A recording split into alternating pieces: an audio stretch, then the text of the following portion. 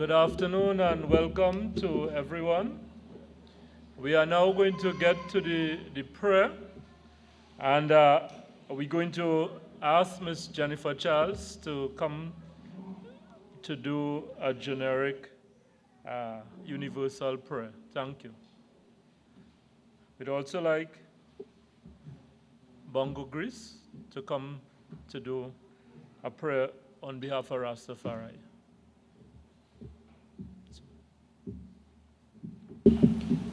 Dear God and Father of this universe, Father, we gather here this evening. We thank you for bringing us, each and every one here. We thank you, Lord, for all that you have done, doing, and yet to do for us. Father, you know the reason why we are here this evening. As we go through this procession, we ask you, Lord, to bless each and every one. Bless all those that are going to speak to us today. May we gather here, not for a show, but for a good reason, a reason to save Trinidad and Tobago, a reason so that the next generation can look forward to something, Lord. Father, we thank you for everything that you have done. We bless the leader of the MSJ. Bless his executive members. Bless each and every one that gather here today. Lord, those are on their way. We ask you to bring them here safely. And when we leave and are about to go to our several homes, may each and every one return home safely. Thank you. Blessed evening, one and all. Haile I, Selassie I, King Rastafari, first and forever. I was glad when they said unto I, Come, let us go into the house of the Lord. And thy feet shall stand within the high gates, O Ethiopia. Ethiopia is built as a city that is compact together, whether the tribes go up, the tribes of the Most High unto the testimony of Israel, to give yanks and Isaacs unto the name of the Lord, for they are set thrones of judgment, the thrones of the house of the Lord of King David. Let us pray for the peace of Ethiopia, and I shall prosper that love thee. Peace within thy walls, and prosperity within all our palaces. For my brethren's and companions' sake, I now say peace, love. Haile I.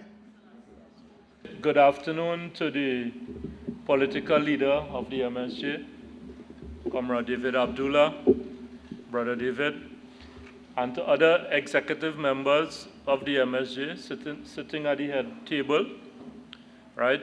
Also to the media, good afternoon to you all, and to our specially invited guests, well, they have not yet arrived, which is the Cuban ambassador and the Venezuelan ambassador. They are not here as yet, but nonetheless, we're going to welcome them when they do arrive. And to all the members, supporters, and friends of the MSJ who are here present this afternoon. We are expecting quite a few other persons to be here, right? There are a number of maxis that have not yet arrived, and I'm sure when everyone gets here that the hall will be properly well filled.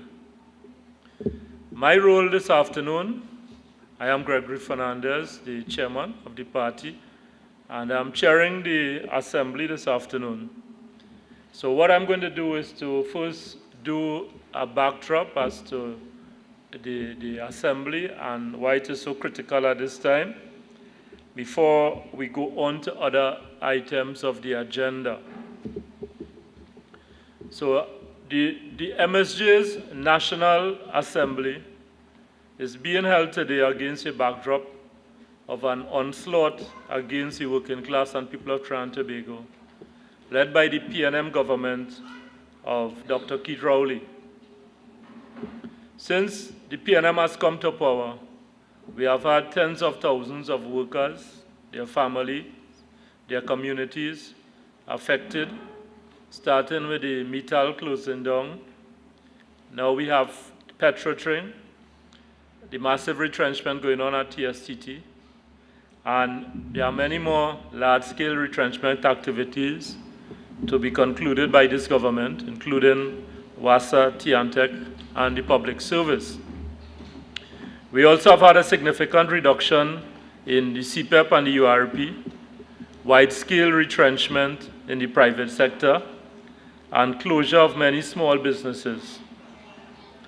Budgets have been slashed for sporting and cultural groups and community support. It's austerity, austerity, and more austerity from the current government.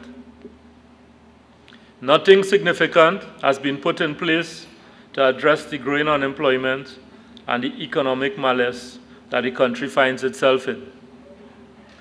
The PNM's idea of diversification is to depend more on the multinationals who, as we all know, as soon as they are finished milking us dry, will pack up and leave.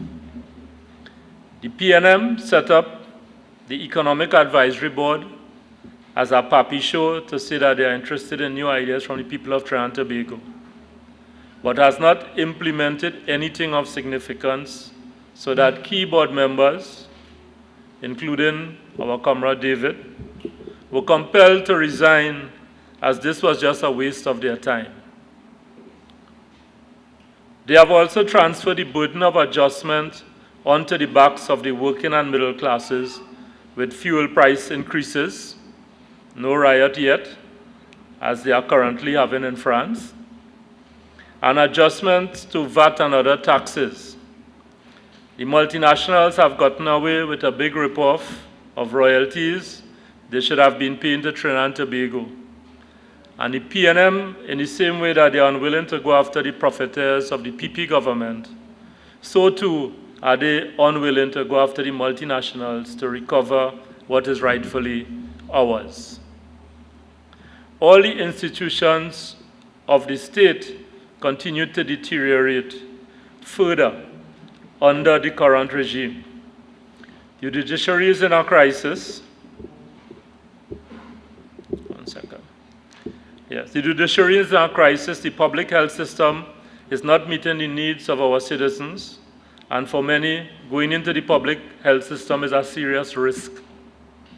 The education system is not producing graduates who can be productive to the society and is failing the many disadvantaged youth. Social intervention required in many communities is non-existent. The police, despite Ranger Gary, cannot fix crime, as the root cause starts with the fact that many have been left behind with no hope ahead. And we can go on and on. The PNM and the UNC cannot fix this mess because they are the ones who invented it and who have perpetuated it. It works for those who are corrupt and for those who finance them and are behind the scenes and to whom they are beholden. The MSJ has identified the root causes of this situation and the way out in its various policy documents. That is why we say the MSJ is the only alternative and why we are hosting this assembly today. The political leader, Brother David Abdullah, will elaborate on these issues and the way forward in his feature address later this afternoon. Welcome all to the MSJ National Assembly. Thank you.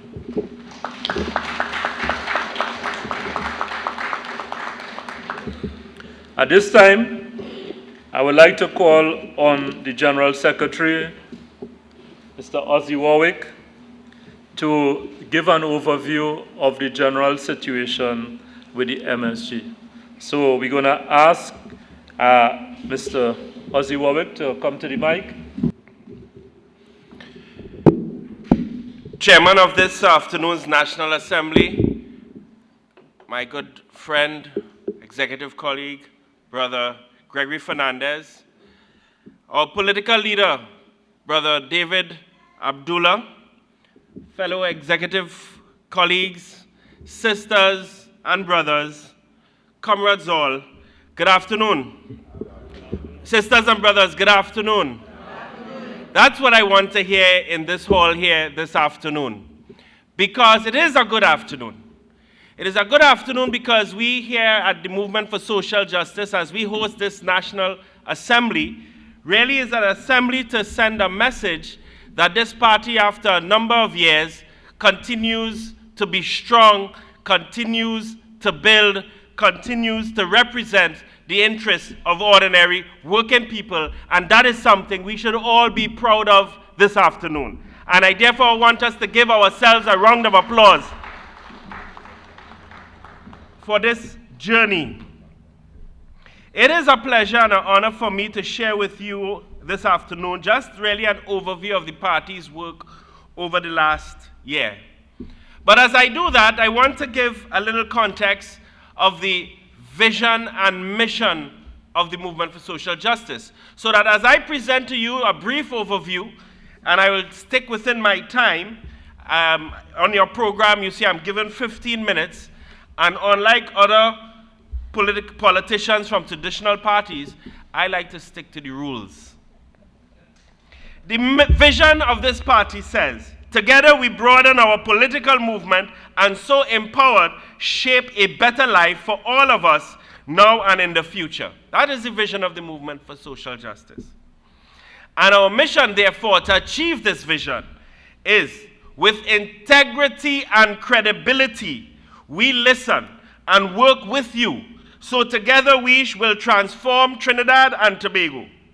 We will ensure that every voice and contribution is heard and respected, that everyone is treated fairly and justly, and that our economic system benefits all. Our commitment to you is that we will all live in peace and in harmony with our environment. And let me say that there is no other political party in the landscape of Trinidad and Tobago that has as its mission something as fundamental as this. And therefore, it is another reason for us to be proud here. Last year, November of 2017, a new executive was elected. And that new executive was meant to reflect something new, something fresh, something different. And in that regards, we had more young people and women being elected. The new executive was given a simple mandate. That is, build a strong party. But how are we to build a strong party in the context of the politics of Trinidad and Tobago when we see how the political landscape has been scourged and decimated by the traditional parties? And it was felt that the first thing that we have to do as if we are to build a strong party is to connect with communities. We have to build a strong party from the ground, from within the communities, the bowels of the communities themselves. And so we began in earnest to work in particular in Carenage, and we would have seen, if many of you all would have been paying attention, we would have been speaking to the people in Lancemeter, Scorpion, highlighting their concerns and highlighting their issues. And of course, our political leader, I'm sure in his address will go into a little more details, but this is just an overview. So we started to work with those communities. We also worked with Sixth Company. In fact, in that instance, this party lodged an official complaint with the Police Complaints Authority with regards to how the police was treated with that community. And we had a result where the Police Complaints Authority would have laid charges against one of the officers, and he had to be suspended. That was the result of the intervention of MSJ to ensure that that community is not treated or bullied by the authorities. And I think we should give ourselves a round of applause for intervening on that community's behalf. So from Carenage down to Sixth Company, we went far east, where we engaged with the vendors, and the Sangre Grande vendors, as well as the vendors in Arima, because we saw another instance of the authorities bullying poor, ordinary people. And when you hear this overview, you would begin to realize that there is a pattern by the authorities to take advantage of ordinary working people, taking advantage of these communities. And therefore, it took a party such as ours with a vision, as I articulated earlier, and a mission clearly stated to intervene on behalf of those communities. But in our intervention, and this is the critical part, when we went into those communities, it was on the basis of listening to those communities. It was not an imposition by our party. It was those communities reaching out because they were being advantaged. And therefore, we intervened by first listening to the communities and then intervening on their behalf. We also continue to highlight issues in Mova. We go back up, we go now a little more to the west. In Mova, land slippage in Mova, another disadvantaged community. We also went even further west again to Four Roads and the issue at Starlight Shopping Center. And here we saw in a direct confrontation between the 1% and communities. And we would see that happening over and over, because that is what Trinidad and Tobago is becoming. But communities are fighting back. And the point is that as we build a strong party, we decided that this party will not be on the side of the 1%. We are going to be on the side of communities and strengthen them in their fight back. Another example of that is in St. Joseph, where you have a big company destroying, decimating the environment, and of course, the members of the community, the people in that community being negatively affected. And it was the MSJ, the only party that intervened in that instance to highlight the atrocities committed on that community in terms of both the environment as well as its people. Brothers and sisters, as I move off from that particular issue, I just want to say that we, over this last year, must stand proud of the interventions we have made in those communities. Because nobody else cares. In fact, for the political elites, the economic elites, these communities, according to one of our founding brother, Teddy, don't count. The people in those communities don't count. So who are to champion their cause, if not the movement for social justice? As we continue our work over the last year, we also increased, as we try to build a strong party, increase our various hamper drives. Last year, December, with the new executive in place, we have seen one of the most successful hamper drives for Christmas last year, and a back-to-school drive which took place in August of this year.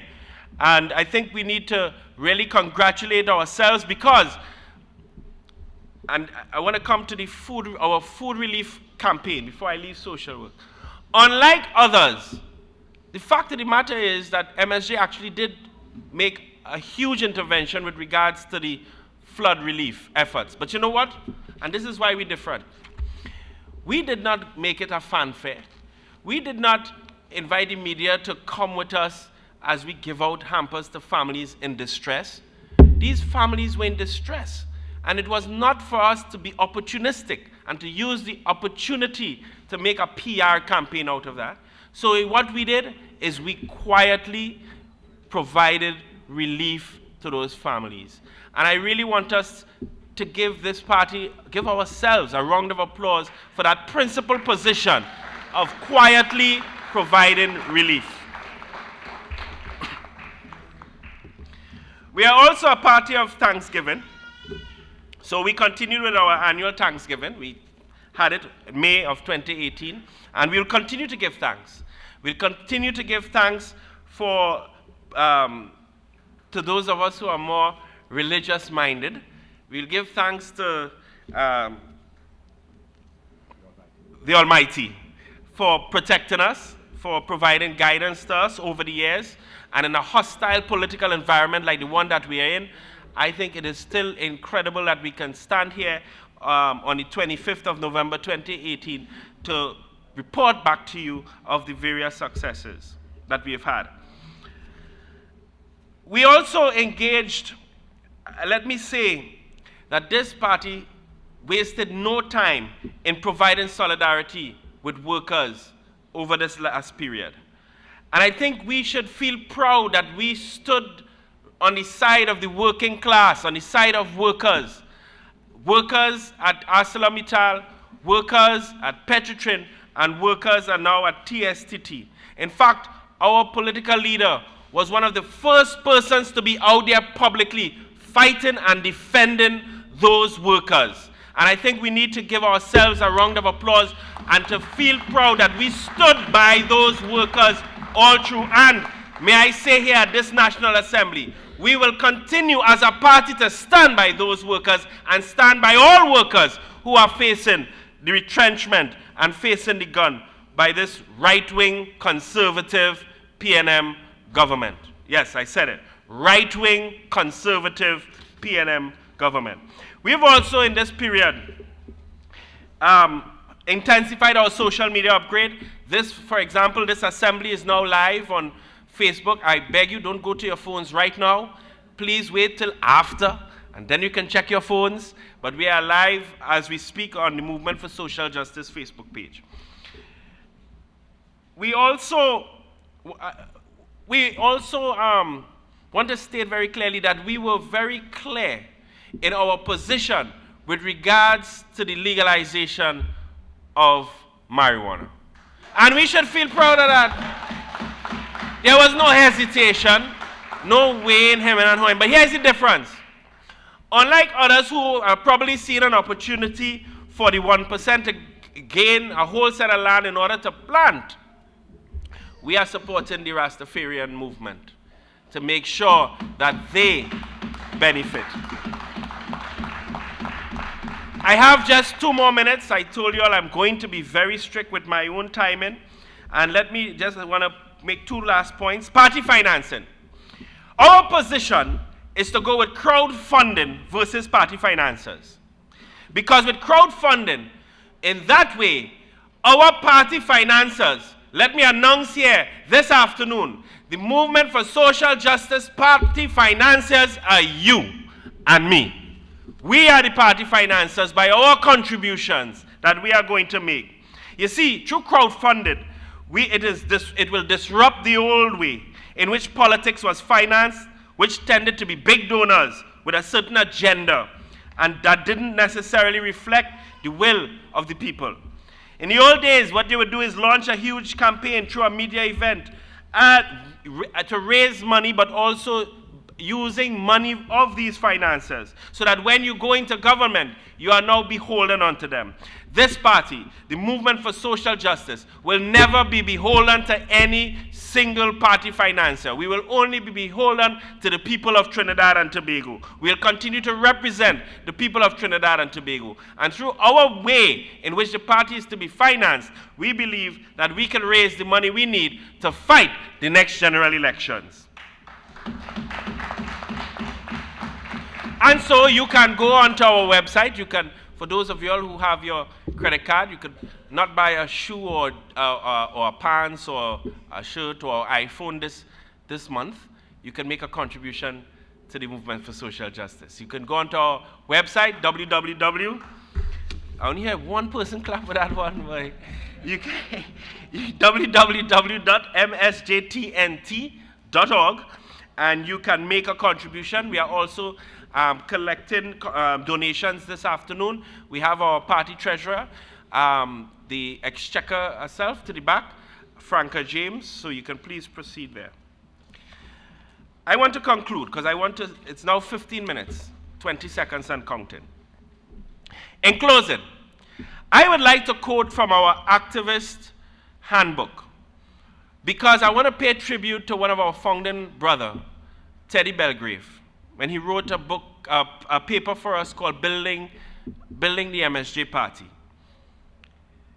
And this is the quote: "Our entire politics is based on our belief that the people of this country really possess fundamental answers to the problems of the country. And when we say people, we really mean people, the rank and file of the society. We believe that it is the oil workers who have the answers to the problems of organizing productively in the oil industry. It is sugar workers, farmers who have the answers to the problems of sugar, teachers who can solve the problems of education, the WASA workers, the TSTT workers, etc., who can solve the problems of an adequate water supply and distribution, and so on and so forth. The kind of society we wish to create is one where the rank and file of this society decides on the direction in which this society must go and how it must be organized. The upper classes and all their great educated fine minds have run things here for many years, and look at the mess they have made. So we are not about imposing any ideas.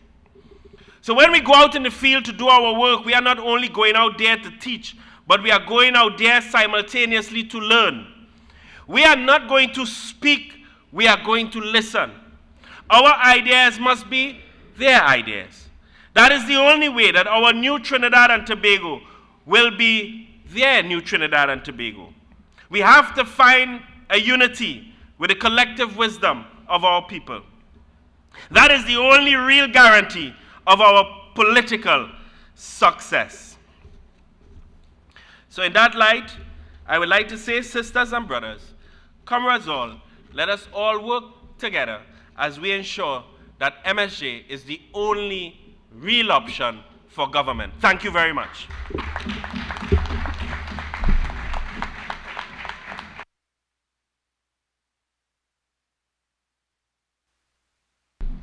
Before we continue, I would like to welcome the Cuban ambassador, His Excellency Guillermo Vasquez Moreno.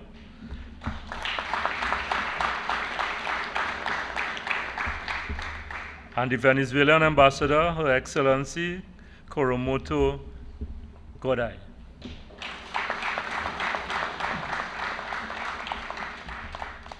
All right. And I want to thank Ozzy for, basically telling the Assembly here this afternoon of the work that the MSJ is doing in communities, the work in support of the labor movement, and the general tone that we are trying to set for how politics is also conducted in Trinidad. As we all know, the PNM and the UNC, a lot of their politics is based on old talk, race talk, and nonsense. And the MSJ is hoping to define within the context of Trinidad and Tobago, that the country and the politicians all get serious and deal with the issues. All right? So I want to congratulate Ozzy for explaining some of the work we are doing. And this type of work we are doing is being done across the country. And it is also exposing the shortcomings of the politicians in the other parties. I'm sure all of you are aware of what happened on one occasion where we went to the Karanaj community and the community of the Prime Minister, and was able to expose the level of neglect that exists in that community, for which he has been MP for many, many years, and in which time the PNM government has been in government for many, many years. The MSJ has a unique vision of the country so that every person in this country can benefit from the natural resources of this country, and that we bring everybody forward. If we don't do that, we will continue to descend into barbarism with crime and more crime. And it is imperative that an organization like the MSJ be in the leadership of the government of Trinidad and Tobago. With that said, I want to introduce the younger side of the MSJ. And we're going to have, at this time, a Youth Speaks. And we're going to start with Malika Kamabach of the Youth for Social Justice. So you all can hear what the MSJ Youth is saying.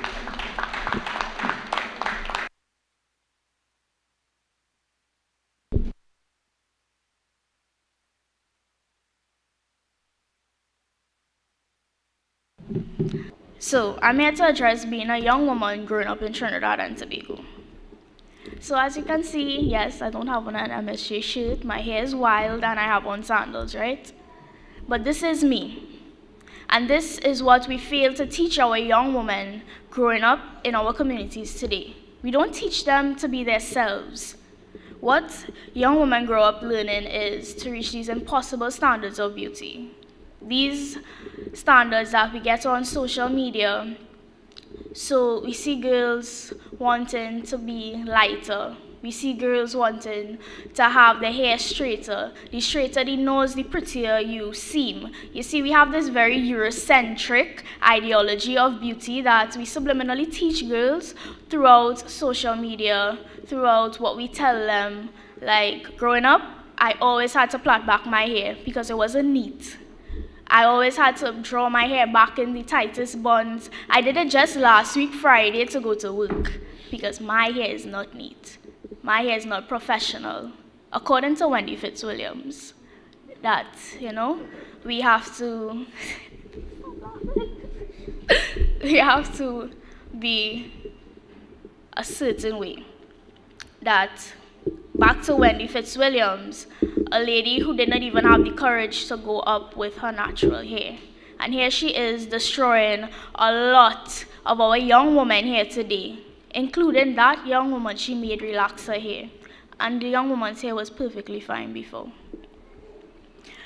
Apart from wanting to reach these impossible standards of beauty, we see 14-year-olds looking like 19. We see 19-year-olds looking like 25, so on and so forth, because this is what we portray to them. And when they look like this is where the catcalling comes into play. You know, the lover, darky, sweet. No, it's not fun. You see, we quicker teach girls to answer to catcalling than we teach them to answer to hello, good day, miss, or their own name. Girls quicker turn around to when somebody suits them than to when someone calls them by their government name. And why is that we're teaching our young women this? We shouldn't be teaching our young women to spin within a split second to when someone suits them as to when someone says, good afternoon, miss. And this goes for boys too. Why do we teach our young men it's okay to call our young women like this? It shouldn't be. And it all starts from home. And when the catcalling reaches too far, we get things like what happened in UAE the other day.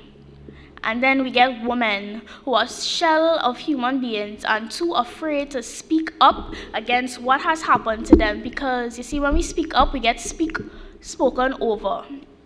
Men, y'all have a tendency to speak over women a lot, especially young women, because it's always, you're too young, what you know about that? What you talking about them thing for, We have this saying in Trinidad, girls should be seen and not heard.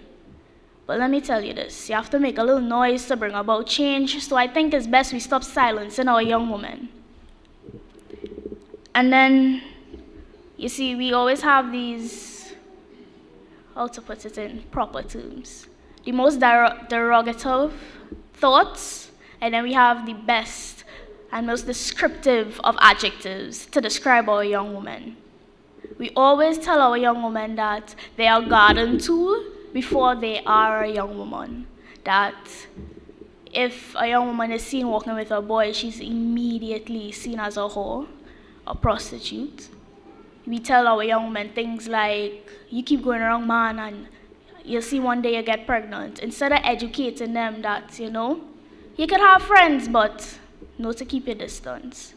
We quicker break down our young women than build up confident young women, courageous young women that don't have to hide behind makeup, women that are comfortable to show their scars.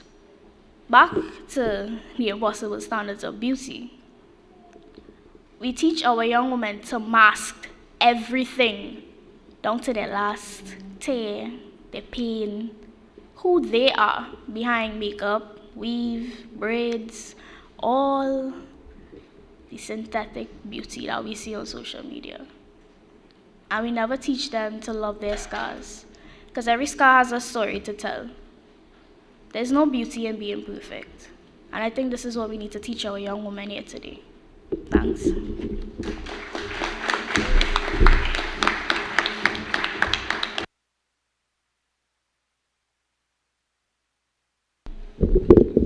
Thank you, Malika, for undertaking that very, very tough subject.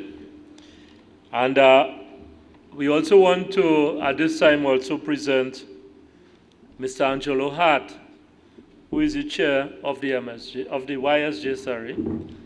Take my job already. And he's coming to speak on behalf of the Youth for Social Justice. So Angelo sits on the national executive of the Movement for Social Justice, so that we have a youth voice on the executive. Angelo.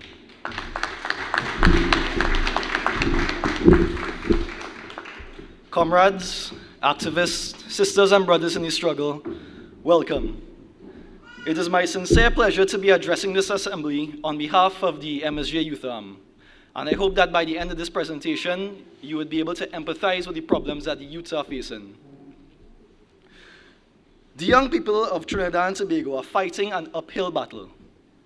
We have inherited the most violent era in our country's history, a national housing crisis, rising public debt, in addition to institutions, beliefs, and even politicians that we have inherited from the colonial era. You all hearing me, right? Although the colonial masters left us in 1962, we have become our own colonizers. In fact, you only have to look at the poverty and inequality that exists in this country, an oil-rich country, to understand this fact. Our problems are made worse by the fact that our predecessors, the older generation, are blaming us for these problems that exist in a country that, once again, we did not build, but one that we inherited. And if you were to take a look at the society that we live in, it would raise some very interesting questions. For example, how is it that in this modern era of 2018, race politics is still an issue? They have taken our houses of parliament, the cornerstone of our democracy, and turned it into a place for demagogues and instigators of racial strife. And what about the abusive fathers who beat our mothers in front of us? Those men who taught us that it is okay to disrespect our women. Are youths at fault for that? There are sexual predators hiding in our communities, in our homes, our churches, our schools, and yes, even in our public offices. And they are protected by people in our authority, people that we are told to respect. So once again, are the young people to blame for this? They say because of crime, we need to be keeping tabs on teenagers with guns for putting down a robbery on the block. But tell me about who keeping tabs on the 50 and 60-plus-year-olds putting down robberies on the treasury. We ask the government, find the corrupt politicians who are fattening themselves off of the fruits of our labor. Instead, they're retrenching workers and telling you to ban your belly. We ask the police commissioner to find the drug lords, the big fish. Instead, we get 2 UE students and a 12-year-old child for making a prank call. And by the way, you all know why they arrested UE students, right? You all heard the story surrounding the arrest. There were 6 robberies and a sexual assault on UE campus happening within 7 days of each other. The UE students began to protest the lack of security. And, rather than respond to the concerns of the students, UE administration called the police, and 2 young men were brutalized at the hands of the TTPS and brought into custody. By the way, they were charged with assaulting a police officer. And those people who committed the robbery and the sexual assault, they're still at large. Your government's working for you. But this is not the first time that this country has declared war on its young people. We only have to remember the names of Guy Harewood and Beverly Jones to remember how little our lives matter to this state. And that is no accident. It is no accident that few of us even remember those names, because the education system has completely failed to impart any concrete or substantial information in the minds of our students. We have an entire generation growing up not knowing the importance of trade unions. An entire generation who thinks that democracy is staining their finger once every 4 years without participating in it.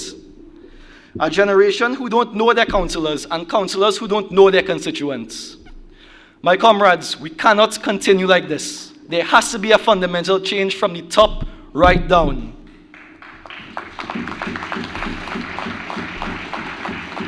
Before I leave with you this afternoon, I just want you all to know that the youths are angry and they are hungry. And one day, we will have nothing left to eat in this country but the rich and the corrupt. Thank you.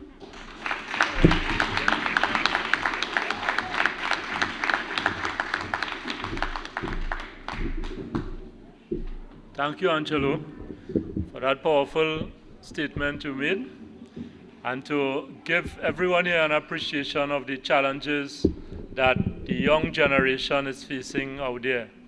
You know, we try to ascribe a lot of the problems with the crime and so on young people, but really and truly, it is the society that has failed them, and the school system that has failed them, right? And have driven a lot of them into the hands of gangs and other things like that. And we need to understand that in a very fundamental way. And there's no solving of the crime in the sense that the Commissioner of Police believes can be done. Because those of us who are aware of what is happening in the communities will know that, as they said when they had the struggle in South Africa, more come. Because generations are growing up in the same conditions. So I don't understand, if the conditions continue to persist, how they believe they're going to solve the crime. The MSJ's position is that we need to really go into those communities and make sure that no one is left behind. And that is how we need to solve crime. At this time, we're going to have a special presentation to the two ambassadors who are here with us present. So I call on Melissa.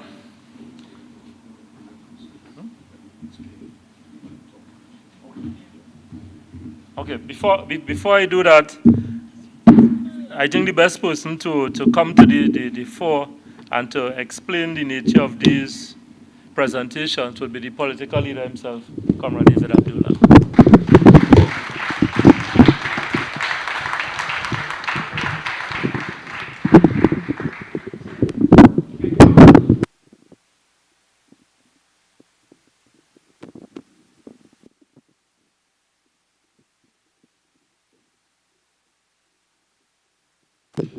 Thank you very much. And you see the comrade who is doing the PA system for us, and you think he's just a PA system man, but that is the General Secretary of the Oilfields Workers Trade Union, Comrade Richard Lee. Yeah?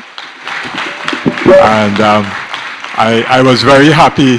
I was very happy to be able to retire 2.5 years ago and let Richard take on that responsibility. I kept my hair, he lost his, but that's another story.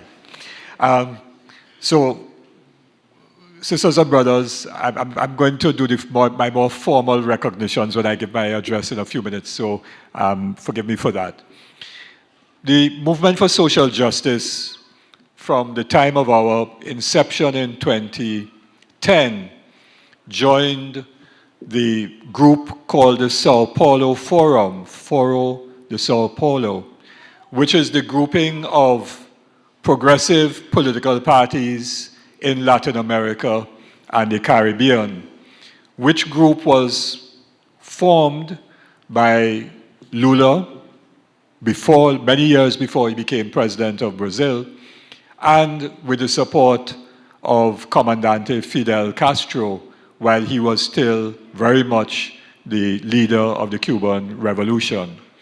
It was in the early 1990s when the Soviet Union had collapsed, and Margaret Thatcher and people like that were saying there is no alternative but to proceed along the economic and social and political path that has been established by the Western powers, United States, Europe, and so on. And Lula was building the Workers' Party of Brazil and was able to bring together many political parties in a forum in Sao Paulo, hence the name, the Sao Paulo Forum, in Sao Paulo. And that organization, that network of political parties, is still very, very active today. During the period from the first election of President Hugo Chavez as president of Venezuela, later to become the Bolivarian Republic of Venezuela, there was a major change in the geopolitical map of Latin America, where you had progressive and left political leaders and parties forming the government from Argentina, Brazil in the south, Paraguay for a brief period, Uruguay, Bolivia, Venezuela, Ecuador, El Salvador, Nicaragua, and of course, Cuba. In the Caribbean, very few parties are as active in the Foro. In the English-speaking Caribbean, there are only 2 member parties, one in Barbados, which really isn't active, and our party, the Movement for Social Justice. So we are really, at this time, the only political party in the English-speaking Caribbean that is an active member of the Sao Paulo Forum. And through that, we have established relations of solidarity with many political parties. At our founding Congress in 2011, Walter Pomar, who was then the head of international relations of the Workers' Party of Brazil and the executive secretary of the Foro, attended our founding Congress and spoke at the founding Congress. And a couple of years ago, Monica Valente, who is currently the international relations head of the Workers' Party of Brazil and also the executive secretary of the Foro, came to Trinidad and Tobago for an MSJ conference. So that we have very close relations with all the political parties, progressive parties in Latin America and the Caribbean, what we call relations of mutual solidarity. Now, because of that, and because of our international perspective that to bring about change, we can't do it in one country alone, it has to be done with others all over the world who want to bring about a different world, a better world for everyone. We have also given support and solidarity to the Bolivarian government of Venezuela and to the revolutionary government of the Republic of Cuba. And the ambassadors from those 2 countries have been very close with us, very supportive of the work that we are doing and so on, as we have also supported the situation in their countries and given solidarity to their governments. Of course, neither of them represents the party, they represent their governments. But we have made many statements in support of the governments of Venezuela and of Cuba. The most recent one was with respect to the United Nations vote in the General Assembly calling for the end to the illegal criminal blockade of Cuba by the United States. And we issued a statement in solidarity with Cuba.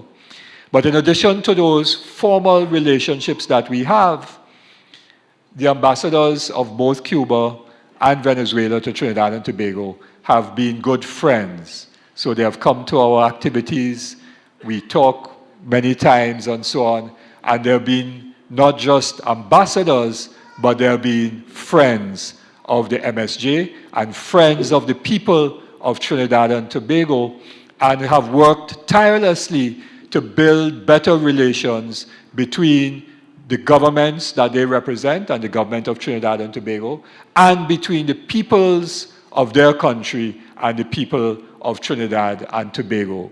And we want to recognize that today because His Excellency Guillermo Vasquez Moreno is coming to the end of his tour of duty, because diplomats are not supposed to stay in one country for more than about 4 years, and I think Guillermo has now been here for a little bit more than 4 years.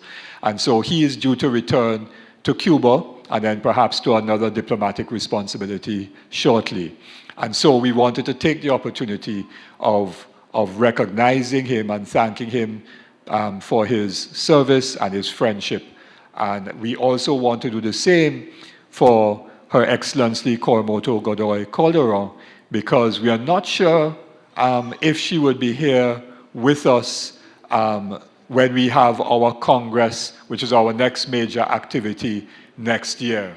And so we thought that we would take the opportunity today of doing these very simple presentations to say thank you to these wonderful ambassadors of their countries, of their governments, and of their people, and to say thank you to two very good friends and comrades of the movement for social justice.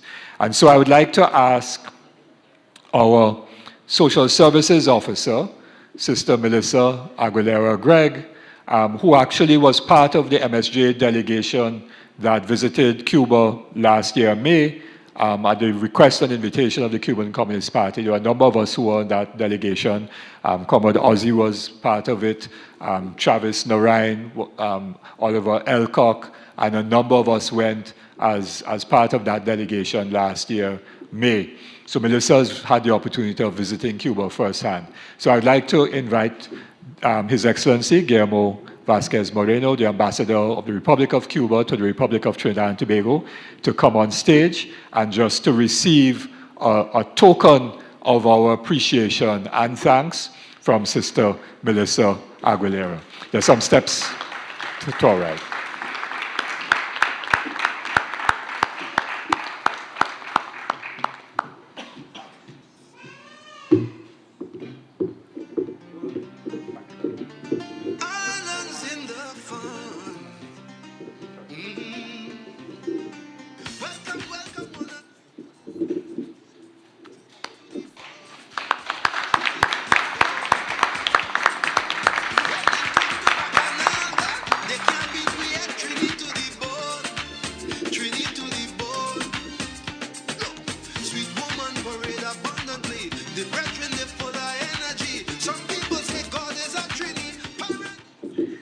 And I'd now like to invite Her Excellency Coromoto Godoy Calderon to come on stage, and I'll ask Comrade Clyde Callender, who is our International Relations Officer, to give a token of our appreciation to Ambassador Godoy.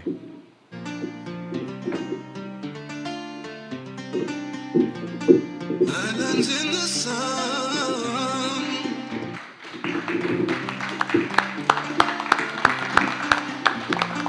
Islands in the sun. Islands in the fun. Thank you very much, Ambassador Godoy. And thank you very much, Party Chair, for allowing me to say a few words at that time. I know that that His Excellency Guillermo Vasquez is under a lot of pressure of time, because I had to, this was supposed to be a surprise. And he said he couldn't come because he's traveling out of Trinidad and Tobago in a few days, and he had to do quite a bit of clearing up of his desk to hand over. You know how diplomats are. And I was going to say something, but I'll say it when he's not in the room. So he was under a lot of pressure of time. And so I had to tell him that he has to come today because we are giving him something. And so it was no longer a surprise. It was a surprise for Coromoto, I think, but not a surprise for Guillermo. But I know that they may have to leave shortly, because particularly Ambassador Vasquez has a lot to do before he gets back. And I know that he cannot leave Trinidad and Tobago and go back to Cuba unless his Ministry of Foreign Affairs is satisfied that he has dotted all the I's and crossed all the T's, because the Ministry of Foreign Affairs is a serious ministry, unlike, I wouldn't say anything more. Okay, thank you very much.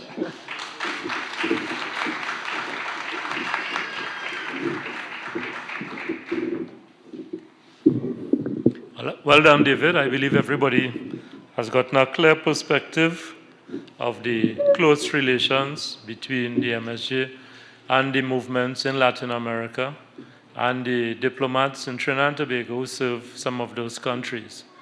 I want to further state that MSJ's international relations extend beyond Latin America and the Caribbean.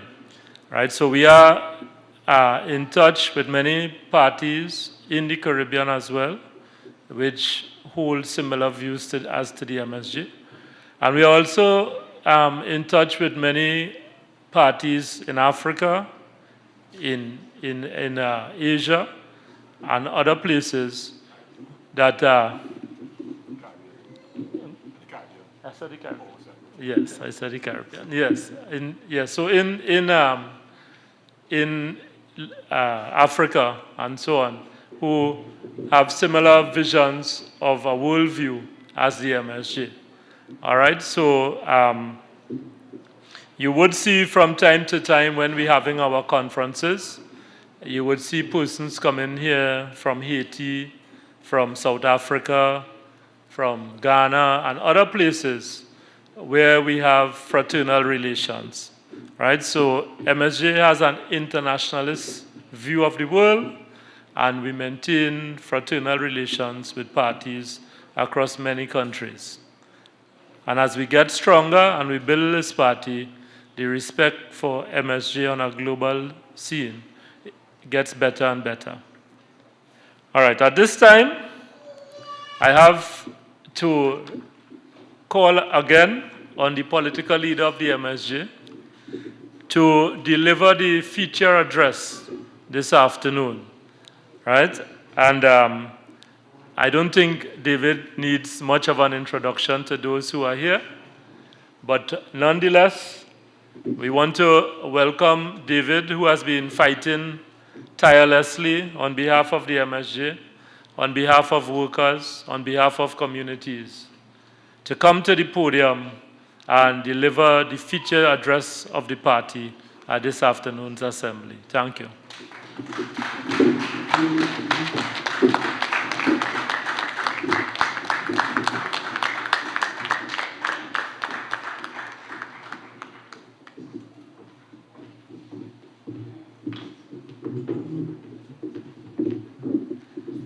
Thank you very much, Party Chair Gregory Fernandez.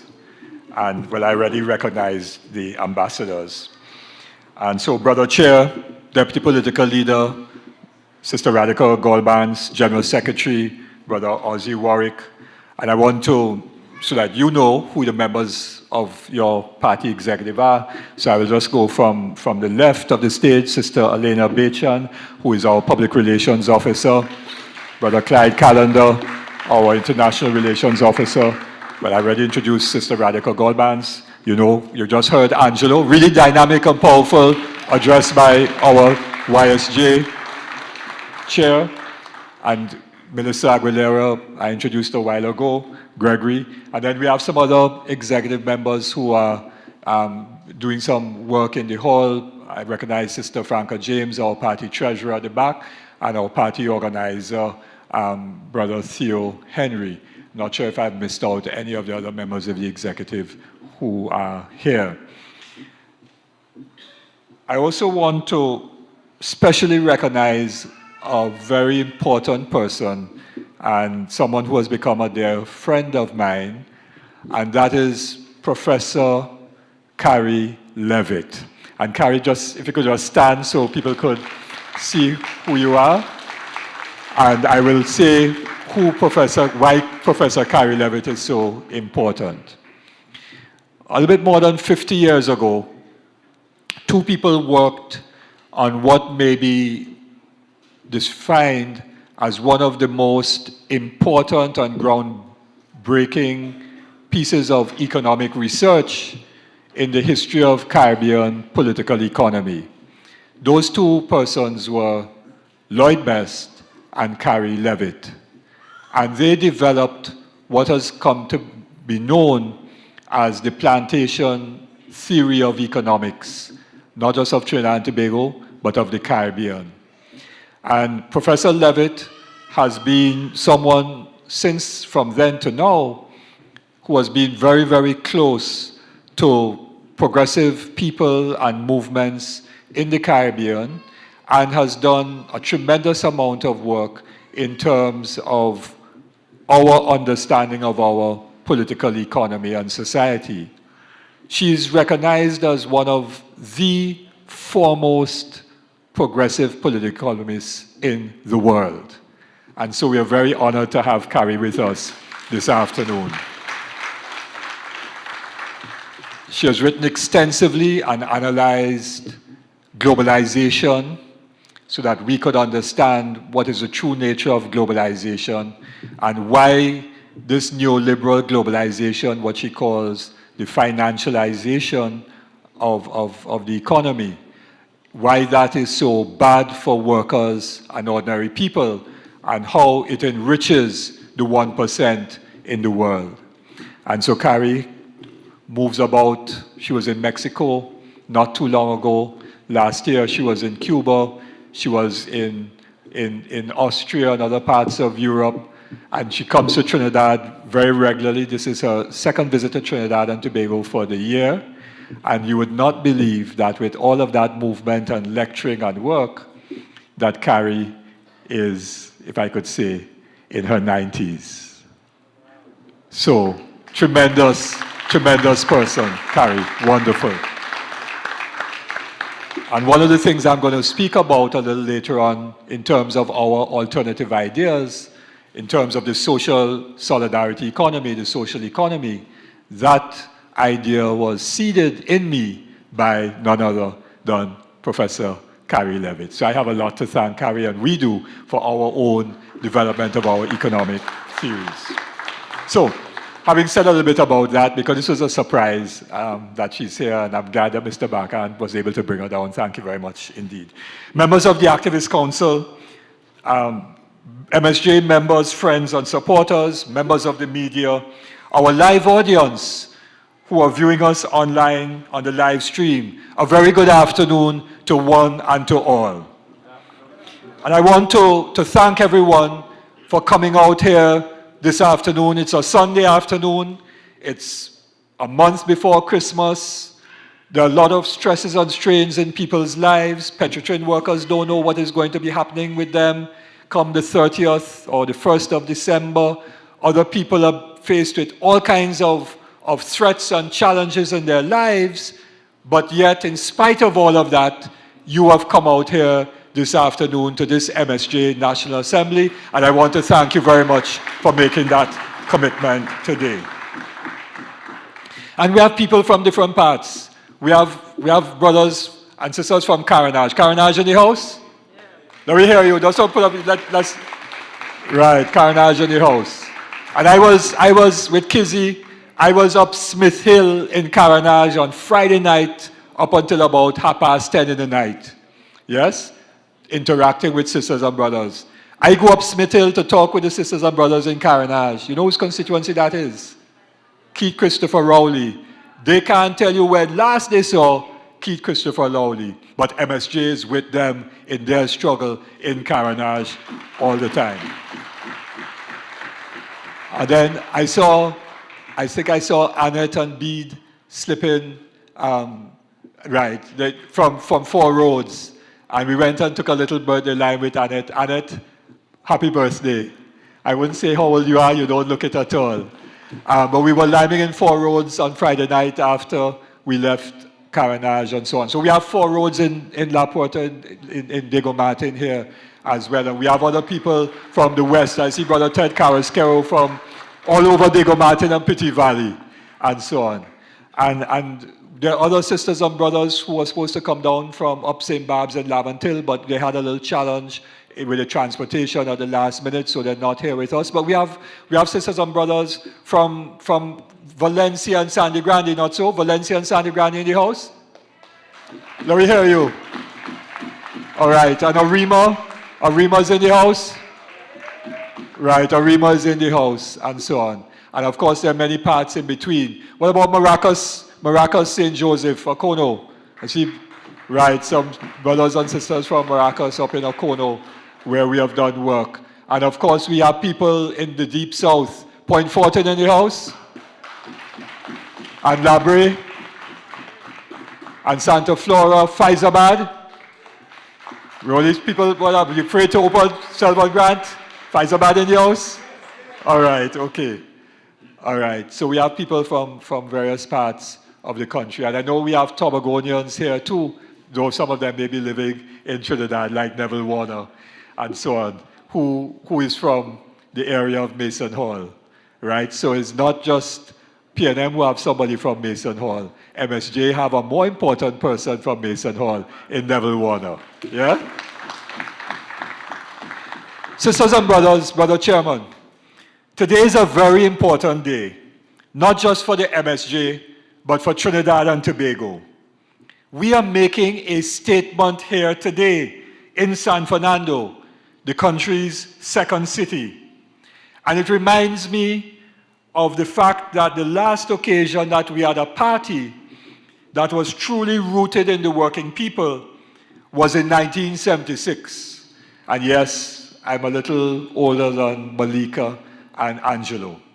And that party was the original United Labour Front, led by 4 labor leaders, George Weeks, Joe Young, both of whom have passed to the great beyond and with their ancestors, and Rafiq Shah and Basdio Pandey. And we launched the campaign, we launched the party in San Fernando at the Auditorium Paramount building in January of 1976. And the election campaign for the 76 general elections was launched right here on Harris Promenade on the bandstand in San Fernando in August of 1976. I know because I was on the bandstand, because I was a candidate for the original ULF in 1976. So, history was made then on Harris Promenade in San Fernando. And history is being made again today on Harris Promenade in San Fernando. That is what we're doing here today. And the statement that we are making is that the MSJ is the country's only option for the next government. Yes. We are your only real option.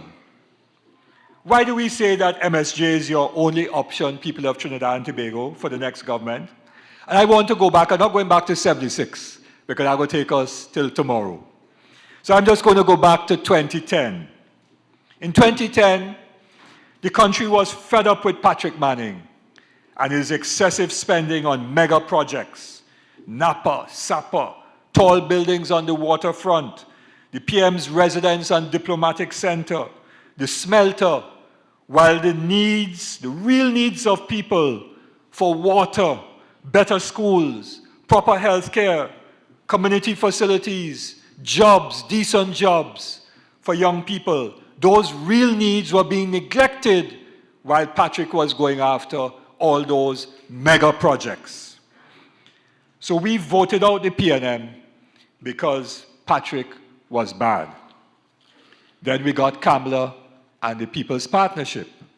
And yes, the MSJ was part of that, because at the time we thought that being on the inside of government, we could influence the government to implement some progressive changes, improve labor laws, environmental protections like the beverage container bill. We put those into the partnership manifesto. Social programs that would take people out of poverty, local government reform, autonomy for Tobago. And I remember, I know that story, the greater or the stronger lines in the PP manifesto for autonomy for Tobago were given to me, and I put them in because we had to reprint the manifesto. I can't give you that whole story now. We had to reprint it because there was a big error in the manifesto. We put, well, I'll tell you what it is. We put a judge's picture in the manifesto by mistake.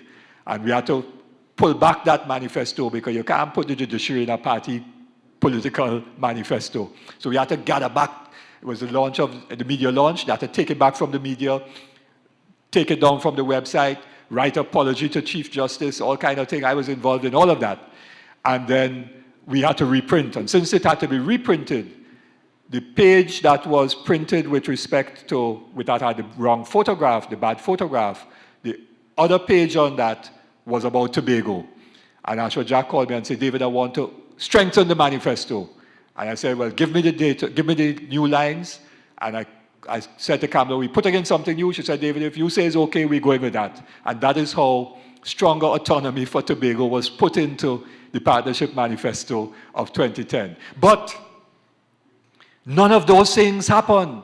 No progressive change took place. Instead of those things happening, we got massive corruption, nepotism, the total mismanagement of the economy as they went on a crazy spending spree, raided the treasury, and sucked out money from NGC, awarding contracts to friends, financiers, and family. And we got the abuse of power like Section 34. And the UNC put party loyalists in positions of control in the state machinery. So the MSJ left the government in 2012. It made no sense for us to stay. As CLR James, one of our heroes, said, if you can't change the government will change you. And we were not going to be changed from a movement for social justice into a puppy show eating of food. And so in 2015, the country voted out the UNC because Kamala was worse. And in came the PNM and Keith Rowley. The country had expectations that Rowley, the man who said he's against corruption, remember he fought against Manning and Calder Hart and so on, and Udicott, would tackle corruption by the UNC, and that we would see some people for the first time making a jail. He signed a memorandum of understanding with the trade unions and promised to work with labor. The PNM told their supporters in the East-West corridor and in the Deep South that they would not be neglected, that there would be jobs and a better life for them, because the PNM is their party, meaning the party of Afro-Trinbagonians. Well, after 3 short years in power, we see the true stripes of Rowley's PNM. It is the party of the power brokers, Stuart Young, Rowan Sinanan, Andrew Gabriel. And they have launched a vicious attack on the progressive trade unions, Oilfield Workers Trade Union, Communication Workers Union, trying to wipe them out. They have done nothing to assist the people of the East-West corridor. I was talking to some sisters from St. Barb's just a few days ago. They were supposed to be here, but they had problems with transport. Ask Trevor Nicholas from Chumakak and so on, Upper Pashley Street. And they will tell you in Laventille that the people of Laventille are not benefiting from the PNM. Ask the brothers in Carenage what is going on. Any work for the people of Carenage? Any hope under Rowley's government? None. None. And Tobago. And Rowley's from Tobago. But look at the fiasco of the sea bridge, of the ferry service, and so on. Never know what will sail, when it will sail, and the corruption involved, and so on. Jobs are not being created. Instead, jobs are being destroyed. They're disappearing. ArcelorMittal, Petrotrin, TSTT, CPEP, everywhere.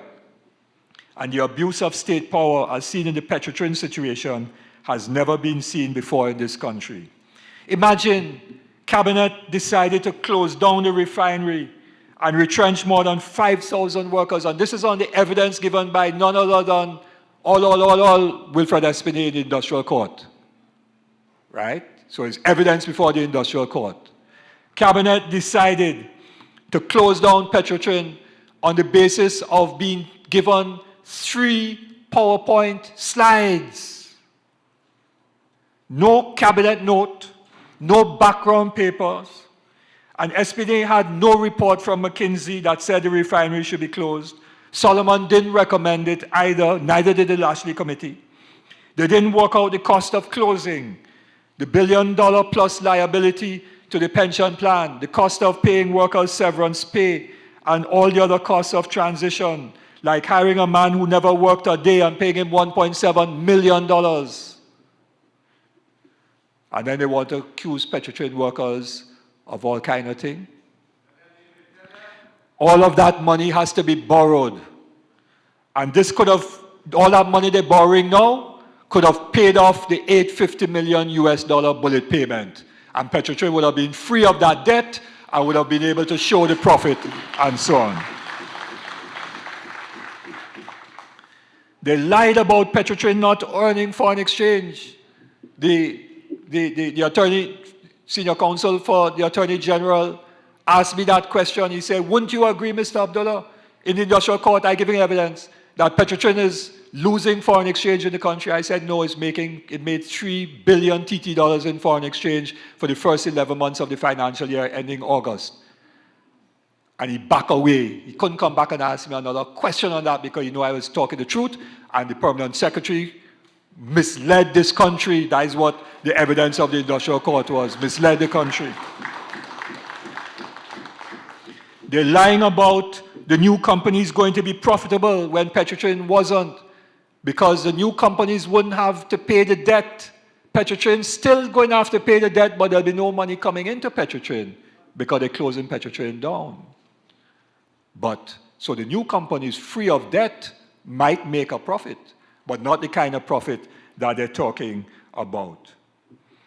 They have lied, and they don't care a damn as to what happens to the people of South Trinidad and the economy of South Trinidad after the refinery is closed. All they're concerned about is their agenda of trying to get rid of the Oilfields Workers Trade Union. And who are the people making these decisions? Espinay and Robert Riley, ex-BP man. Lisa Ali, head of the so-called transition team, ex-BP woman. Nigel Campbell, chief financial officer who they just brought in, ex-BP man. And who got the first contract to bring in refined products? A BP subsidiary. Those are the dots. I don't know if they could be joined. Maybe they can, maybe they can't. But what I am sure about is that the decision to close the refinery and retrench all the workers was taken at the highest levels of government. So today, I say that Rowley is not just worst, he is the worst. The worst. And so, we have had the bad, Patrick, the worst, Kamla, the worst, or you're saying worser? The worst, worser, Rowley. So where are we going after that, sisters and brothers? Bad, worse, the worst? It have no further down to go, you know. No further down to go. And people, we have not been voting for a party, we have been voting out the party in government. Because one was bad, one was worse. Some will say that we have been voting for the lesser of two evils. But Lloyd Best had a good saying. He said, why are we voting for evil at all? Because whether it is the lesser or the greater, it's still evil. So we can't any longer make an excuse and say we're voting for the lesser of the two evils. And this is why we say here today that the MSJ is your only option for the next government.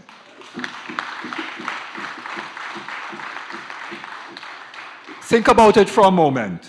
Let's imagine we're in 2020. Let's do one of these things I see in the movies, and you go through a time warp, but we're not going backwards in time, we're going forward in time to 2020. General election night. So I want you to close your eyes for a moment. We transported in time out of here with Dorley Hall on the 25th of November 2018, and we're on election night 2020. And you're listening to the radio, or you're looking at a TV station and so on, and the commentaries are going in about and analyzing the elections and so on, and somebody just declares that the UNC has won the election. And then you say in your mind, Kamla, Ram Logan, Ramdeen, Gopi Singh, Munilal, Rodney Charles, and then you wake up. What is that? A nightmare. Not so? All right, I want us to close our eyes again. We're going back through the time warp. Election night. Same thing. Watching TV and thing, commentaries going on, analyzing the results. And somebody declares PNM win election. Rowley, Stuart Young, Rowan Sinanan, Franklin Kahn, Camille Robinson Regis, and all of them back in government again. And you wake up from your sleep. What is that? Nightmare again. Sisters and brothers, do you want a nightmare? Then if you don't want a nightmare, you only have one option, and that is for the MSJ to be in government. I've seen some very active discussions on social media about the state of politics in the country. One proposal that somebody floated is that we must try and influence the next government to implement good policies, to bring about good governance. Of course, we tried that before. I didn't work. But sometime before in 2014, before the last general elections, we in the MSJ leadership did a strategic planning session. And we asked ourselves the question, what do we wish to achieve at this time? And the answer was good governance, an end to corruption, economic policies that would see everybody having a better life, good jobs and so on, proper education and healthcare, proper community facilities, very little crime, that we want to achieve, better country, better life. And then we asked the question, this was 2014, how can we achieve that? And there were two answers to that. Option one, win elections and become the government and then implement good governance. Option two, try from the outside to influence the government. Now in 2015, when we looked at our own situation as MSJ, and when we analyzed the country, we decided we could not contest the elections and win. The country wasn't ready for that. MSJ was not able to break through and win the elections in 2015. The country just wanted to get rid of Kamala and thought at the time that Keith would have been better than Kamala. Well, sisters and brothers, option two didn't work because we tried to influence the government. It did not work. We were not able to influence the government to do the right thing. And if Brother Ramesh Miraj was here, he would tell you that he and I went to meet the PM and Stuart Young, and Ramesh laid out the blueprint for getting at all those who were past and present involved in corruption. The government did nothing because they knew that to go after corruption does not only mean going after UNC people, it also means going after PNM people. Because we were proposing a special prosecutor, but you see in the United States, they have a special prosecutor, Mueller, and he's supposed to be investigating the issue of Russian interference in the elections, but he's not only dealing with that, he's dealing with money laundering and tax evasion and all kinds of financial wrongdoing. So once you have a special prosecutor going after wrongdoing, it wouldn't stop in Trinidad and Tobago. It wouldn't stop with going after UNC people. It will continue with going after everybody who engage in wrongdoing. And that is why we don't have a major anti-corruption drive in Trinidad and Tobago today. The PNM doesn't really want to go after corruption because it is corrupt like hell too. Just check and see who's getting CPEP contracts, and you will see what I mean. And we still don't know the real story about the Cabo Star. So the proposal of influencing the next government, sisters and brothers, won't work. And then somebody put up another proposal on social media, and it goes something like this. We can't let the PNM win in 2020, and there's no third party that can win the elections. So what we have to do is to bring about changes in the UNC so that it won't be as bad as it was when they were in government the last time. Yes? So they want to change the UNC somehow, change a few faces, and people say, well, move this one and bring in somebody else, or move that one, and so on and so on. But I have news for you. A leopard can't change its spots. And you could deodorize Goba all you want. It is still Goba. The people from North know what Gobar is. We got to do a little education about what Gobar is. So when a cow wanting put down a load, not so, that is Gobar. So you could deodorize it all you want. It's still Gobar. Even if you put a few new people in it, all you'll be doing is putting new wine in old skins. The new wine will end up being bad wine. So that is not an option. The only option is The only option is? Right. And we don't see ourselves as a third party. And Sister Radhika Gulbans explained that very well to Hema Ramkisoon on Friday morning on the Morning Brew program. It was an excellent interview. We are really the second party. Why do we say that? Because you see, the PNM and the UNC are really the same. They're the flip sides of the same coin. They make us believe that they are different. But how do they do that? They do that by saying, we are different. Look at the leader. So what UNC says is, we are different from the PNM. Look at the leader. PNM leader is African. Our leader is a nice Hindu lady, Kamala. And the PNM people will say, look at our leader, proud black man. Look at their leader, Indian. Look at our supporters, African. Look at their supporters, Indian.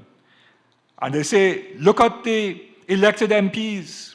All but one on the UNC side are Indian, and nearly all on the PNM side are African. But you see, sisters and brothers, you have to go beneath the skin and the type of hair to understand the politics. Because skin and hair are only the outward signs of a person.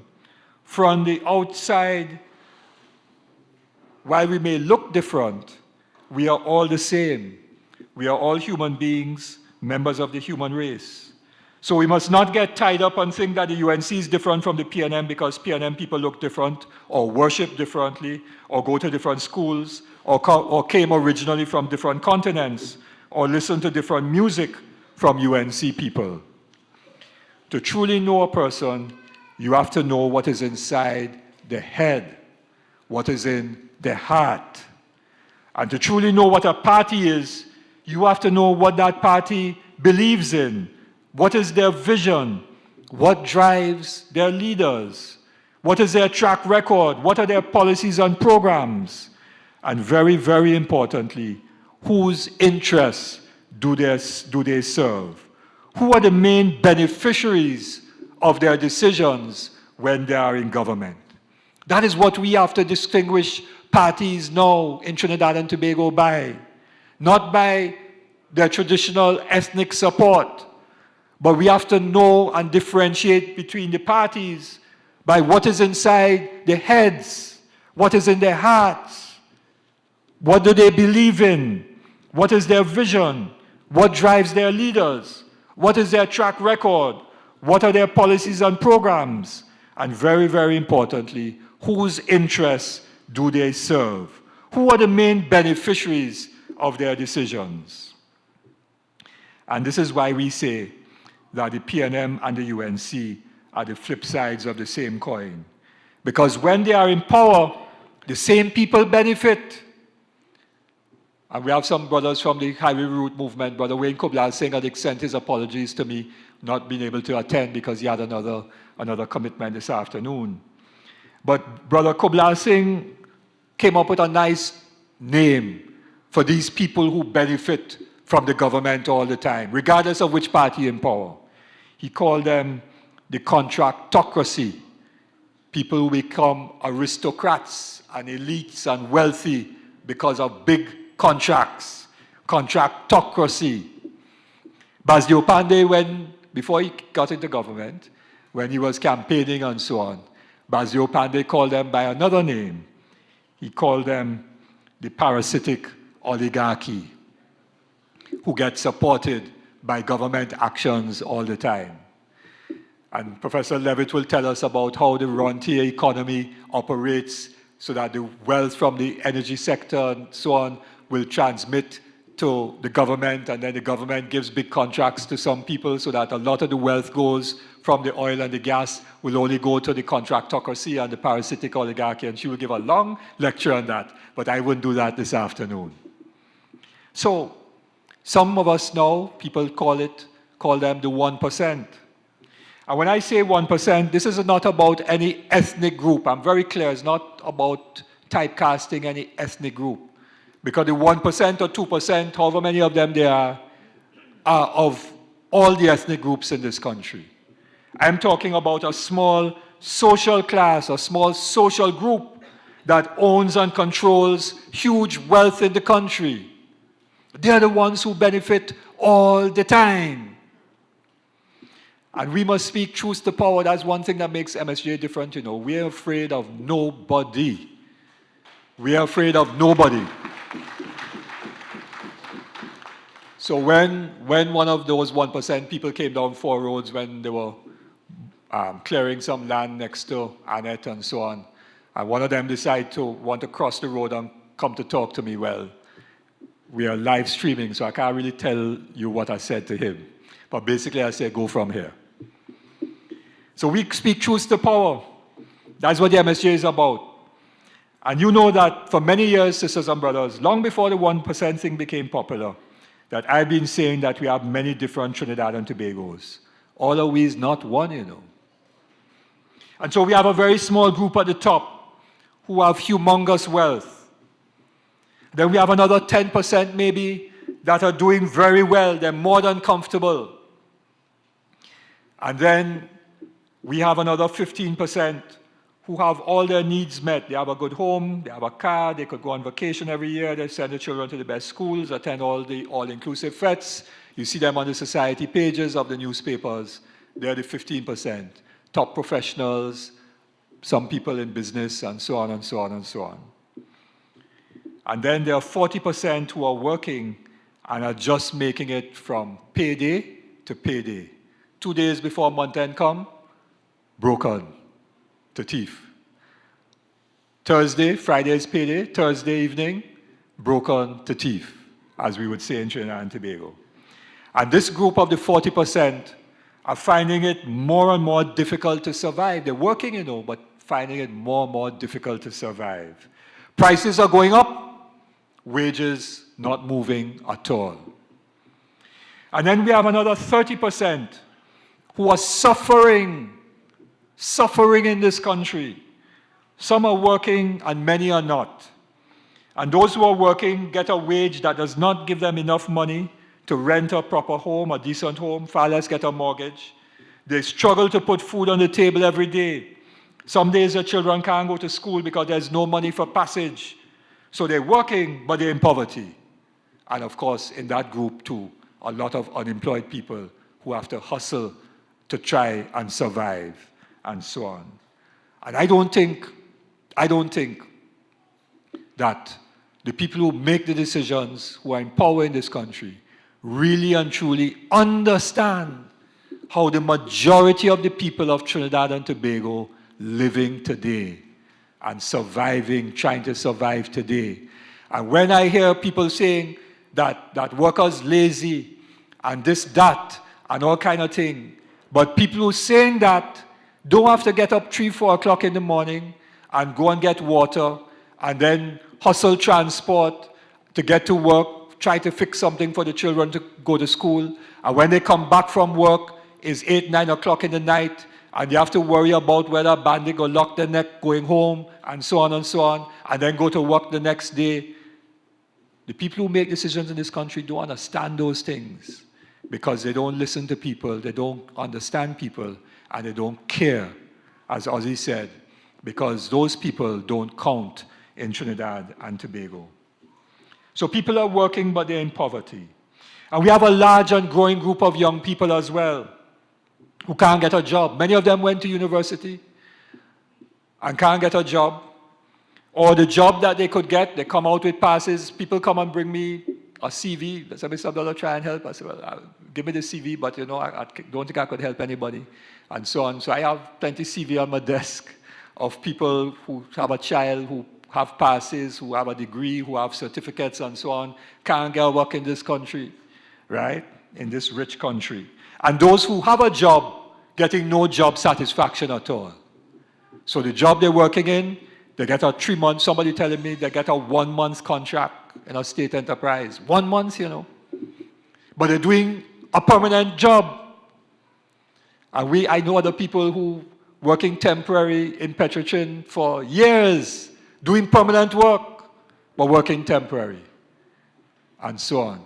And so you're doing temporary. When I was on the Economic Development Advisory Board, the staff of the Economic Development Advisory Board won 1 month contracts. Imagine that.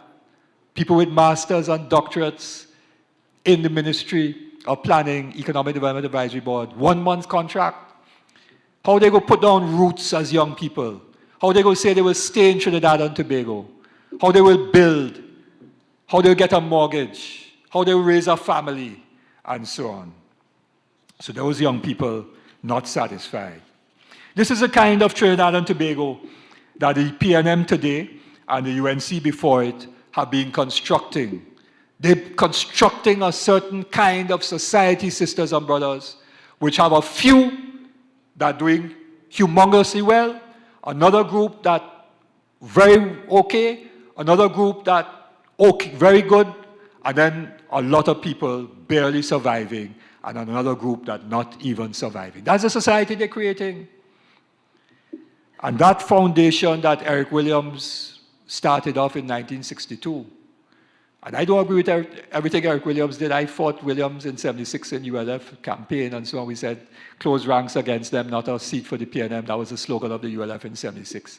So Williams did things that were bad too, but he laid down certain kinds of ideas that were supposed to guide Trinidad and Tobago, which ideas are contained in the preamble to the Constitution of this country.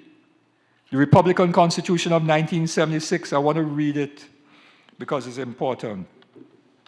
It says, we affirm our respect for the principles of social justice. And you know, just to give you a little joke, I'm giving evidence in the industrial court on the Petrotrin matter. So the lawyer for the Attorney General, Senior Counsel Jairam, want to try to paint me now as being a biased witness. I'm giving economic analysis because I did economics, right? Not at the level as Professor Levitt, but I know a little economics. So I'm giving evidence about economic issues, about Moody's and Standards & Poor's and downgrade and all those things. But you want to say that my evidence bias, right? Because I am a union man. So he decided now, he said, well, Mr. Abdullah, what is your ideology? Because he thought I was going to say that I'm one big communist or something like that, and therefore something, something, something. So I said, my ideology and the ideology of the movement for social justice is social justice. And that is to be found in the preamble to the Constitution of Trinidad and Tobago. Well, he kept quiet after that. He didn't come back again. That is our ideology, is in the preamble to the Constitution. We affirm our respect for the principles of social justice and therefore believe that the operation of the economic system should result in the material resources of the community being so distributed as to subserve the common good, that there should be adequate means of livelihood for all, that labor should not be exploited or forced by economic necessity to operate in inhumane conditions, but that there should be advancement on the basis of recognition of merit, ability, and integrity. That is what we believe in. That the operation of the economic system should result in the material resources of the community being so distributed as to subserve the common good, not the good of a few, not the good of the billionaires and the top 1%, subserve the good of all. Whether you live in Smith Hill or up Scorpion in Carenage, or whether you live up Mount Dore or in St. Barb's, or whether you live down in Point or in Valencia or Grandy or in Guaya or in Charlottesville, wherever you live, the resources of this country must serve everybody. That is what we believe in. And that is what Williams wanted to try to achieve, which is why it is in the Constitution, because knowing Dr. Williams, if he didn't agree with it, it would have never found its way in the Constitution. So he had a certain belief in that. But Rowley and this PNM and the UNC, they don't believe in that. So they are digging up and destroying the foundations upon which this country was being established. They're destroying it. And they're destroying it because when you take out the trade unions, because one of the ways in which the resources serve the common good is there's an understanding there must be a balance between capital and labor. Not that there is no capital, or no labor, but you have both capital and labor. But there must be a balance. And that balance is established by having strong trade unions. Because you have strong capital. And to confront strong capital, you need strong trade unions. And to confront a government that might be abusive, you need a strong trade union movement to stand up to it and say, no, don't go there. That is what you need. But Rowley and they want to destroy that. And what they are therefore doing with TSTT and Petrotrin is not simply restructuring Petrotrin and restructuring TSTT. They are restructuring and re-engineering the very foundations of the society of Trinidad and Tobago. That is what they're doing. And sisters and brothers, if we allow them to continue to do that, then the kind of problems that we have today with crime and violence and young people feeling alienated and excluded, as we heard from Angelo and Malika and so on, and having communities being discriminated against, whether it is the brothers and sisters from the Rastafari movement and the 12 tribes and the All Mansions, they feel discriminated against in Trinidad and Tobago for their beliefs and how they look and how they dress and how they worship. If we want to end all of that, then we have to bring about fundamental change. So the issue in this election coming is not what race you're voting for. That was in the past. The issue in this election has to be what kind of Trinidad and Tobago do we all want to have? That is the issue. It's about ideas, ideology if you wish, philosophy, call it what you want. It's about the idea about what kind of society do we want to have. And that is why we say there is two parties in this election, PNM and UNC, one side because they both agree on the same kind of policies. And on the other, David fighting that Goliath is the movement for social justice. That is what it is. So, I got a timeline there. So, I want just to talk very quickly about some of the things that we would do differently and some of the things that we won't do. So, in terms of the economy, we must have decent jobs for everybody. Permanent work, you see this temporary thing, short-term contracts, 1 month, 6 month, 1 year, 3 year contracts. People must get permanent employment. Because when people have permanent employment, they set down roots. And when people set down roots, they feel a sense of ownership, that this is their country, this is our country, we have a future here. So we need permanent work for people. We reject, we say no to that globalization thing which says that jobs must be only temporary, what is now called there's a term for it, Ozzy, precarious work, thank you. Precarious work. You know, like when you're working on height, scaffolding and thing, and you don't have any harness and so on, you're precarious. You go fall off and break your neck. Where precarious work is when you don't have any job security. And that precarious work does not allow people to set down roots.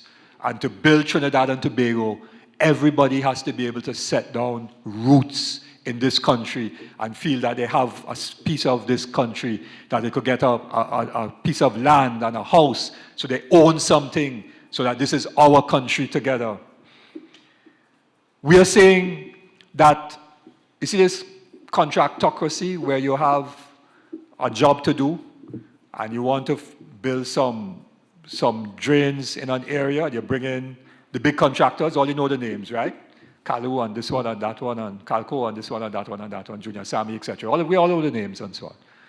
No, we want to have what we call, and Professor Levitt is the one who put that idea in our heads, the social economy. Social solidarity economy is what the ILO, International Labour Organization, calls it. Where people in the communities organize cooperatives and do the work in their communities themselves. But they own the business, so that they profit from when the business makes profit. And similarly, when we talk about the issue of marijuana, our position is, among Bongo Greece, I go write the piece this week on the economic issue. We are saying that we don't want to decriminalize. Our position is legalization, but we don't want ganja to now be available for people for medicinal and maybe some recreational use. And then the same big business people now control the thing. So instead of having sugar plantations, you get ganja plantations. And on the ganja plantations, you have the big owners, and then you have the brothers and sisters from the movement ending up doing the work on the thing for a little wage. No. We want the brothers and sisters from the Rastafari faith and movement to be given land and be able to form cooperatives so they're the ones who can benefit from this industry going forward. And then we don't want a situation where you have a new chain of coffee shops. And Yvette has been telling me about, she warned me, said, David, don't allow these people to come and set up the thing, and we end up being consumers. So you know how this Black Friday thing does go. It's a consumption thing, right? To make us spend our money so that they make profit, right? So she said, we don't want a situation where a few businesses have all the little nice coffee shops now where people could go, like in Canada and in Holland and thing, and light up a little thing and go away. No, it mustn't be like that. The people involved in the Rastafari faith and so on must be the ones who own the business, who then are making the medicinal products and the oils and all of those things which they know about, and so they're the ones who should benefit because they're the ones who have been involved in it from day one. That is our position on that. And disaster mitigation. We had big flood, and yes, we did some flood relief and so on. We had a big earthquake, and those are all signs that climate change is upon us. Don't believe Donald Trump, climate change is real. And we are not prepared for that climate change at all. Look what happened with the flooding. Ask Travis and the sisters and brothers from, and Georgette from up in Grandy and so on, what happened to them when the floods came. We're not ready. But if we have a program, a massive program of infrastructure development, funded nationally, not to be managed by Minister of Finance, but by an independent body like how the Heritage and Stabilization Fund is managed and so on. And where the projects in the communities to build drains and infrastructure and all of that are done by community cooperatives so that people in the communities do the work and they own it and they know, but they can't be skylarking and they know 7 to 9 work. It's serious work because you're doing something, you're owning it, and you're doing it, the thing because it's your cooperative business doing it. You're not getting a URP thing or a CPEP thing to do a job. No, it's your business owning it and implementing the projects. That is what we have to do in this country to deal with disaster mitigation. And education. We will not allow an education system to continue in this country where 40% of the children every year fail SCA, and more than 40% fail CXC, CSEC every year. That's what happens. 40% of our young people are being failed by the education system. So we will not continue with that. We will not continue with our system where our young men and boys are not mentored. So we would like to see an education system where children stay in school till 5 o'clock in the evening. And not the same teachers, because you can't overwork the teachers. So you have in the afternoon from 2:30 to 5, music, pan, dance, drama, football, cricket, netball, all the sports, athletics and so on, real programs, and former athletes and current musicians will come in and mentor and teach the young people and keep them guided and focused. By the time the young fellows reach back home, they're tired. They can't go on the block online. They can't get into mischief. They can't be influenced by the bad boys and so on. And when they get home, their parents are home from work. So there's supervision at all times. And we will change up the system of education, and we have that in our policy document, and so on. On healthcare, we cannot allow any longer to have a system where doctors work in the hospitals and have their private hospitals. And then when you go in the public hospital, they say, well, we can't do the surgery because the machine break down or the waiting list long, so you got to wait 6 months. But if you come by my private hospital, I could do the surgery for you, but you had to pay $100,000. You see that? That have to stop. That had to stop. Yeah? And so many other things about health. I'm not giving you a manifesto today. That is going to come before the elections. Don't worry. But I'm just saying, you see that we have worked out a lot of these questions so that we are showing you that we're not waiting to get into government to then try to figure out what to do. Lloyd, I always like to talk about Lloyd best. We agreed on some things, we disagreed on other things. But Lloyd used to say that a lot of times people get into government, and when they reach in office, they're like a manicure. When the headlights hit them, they freeze. They know what to do. You see, Rowley and they, like they freeze. The only thing that they do is say, well, we have to get rid of ODB2 and close down Petrotrain. That is the only thing they know what to do. They do nothing else in the country besides that. Right? So, we have worked out our policies and so on. We are saying, for example, the criminal justice system has to be reformed. You cannot have people in remand for 5 and 6 and 9 years awaiting trial. That has to stop. We have to change and reform the criminal justice system. And you see this situation where Gary Griffith kind of on a high. You know, I know what get him on a high, but he's on a high. And some things he's saying making sense. So yes, tell the police officers they have to do a polygraph. We would have every police officer, don't choose 20, all. Yes, if you want to deal with corruption. And not only police, licensing, and customs, and BIR, and so on, all of them should do polygraphs. Let me deal with corruption. And all members of parliament too should do polygraph as well. I can't leave them out. But you see where Guy Griffith want to clamp down on protests and say you have to apply to the Commissioner of Police to protest, and he lock up them UE youth, well, not him, but the police lock up the UE youths and so on. And then you talk about squashing cockroach. Well, and then people writing in the papers and so on and say, well, you know, all your people like in the trade unions and MSJ, you know, all you're living in backward times, all is dinosaur, you want to protest, that is not the way to go. Well, look what's going on in France. Our chairman referred to it, 300,000 people in the streets, and they didn't only just walk nice and decent like how we walk nice and decent from Marbella to Port of Spain, you know, nice and decent with police protection and everybody orderly, you know. In France, they put barrier and they light fire and they block up road and they end up fighting with police and so on. Not so you've seen it. And that is France. So you know what we have to tell Gary? Go to. If you're trying to stop protests. If you're dealing with crime and corruption, no problem. But don't try and stop protests by the people of this country, because the people... So if you want to try and stop protests, go to. Right. You see, because our system of governance does not allow people to be involved in decision-making. Because if the people are involved in decision-making, then they wouldn't have to protest, because you're making the decisions yourself, and you can't protest against yourself. So that is why we need constitutional reform, to put power in the hands of communities and local government and so on.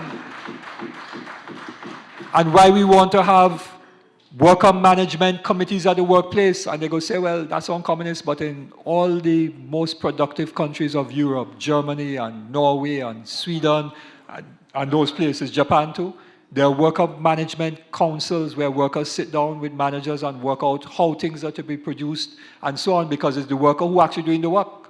So he or she will know how it could be done well, together with the expertise and knowledge of the managers together and so on. So, our approach, sisters and brothers, to politics, our approach is different. Let me just also say you know that, oh yeah, I'll come to that. Yeah, our approach, our General Secretary read out our vision and mission is on the back of your program. So you will see what our vision and mission is. But, you know, very importantly, our mission, and we're trying to live it. Because you see, you have to walk the talk, you know. You have to build trust and confidence. Not because I feel I might know some things that people should want to vote for MSJ and so on. We have to build trust and confidence with the people of the country. And we build trust and confidence because people get tabanka, you know. I was talking to a lady at Annette's birthday line the other night and so on. And she said, she ain't voting again.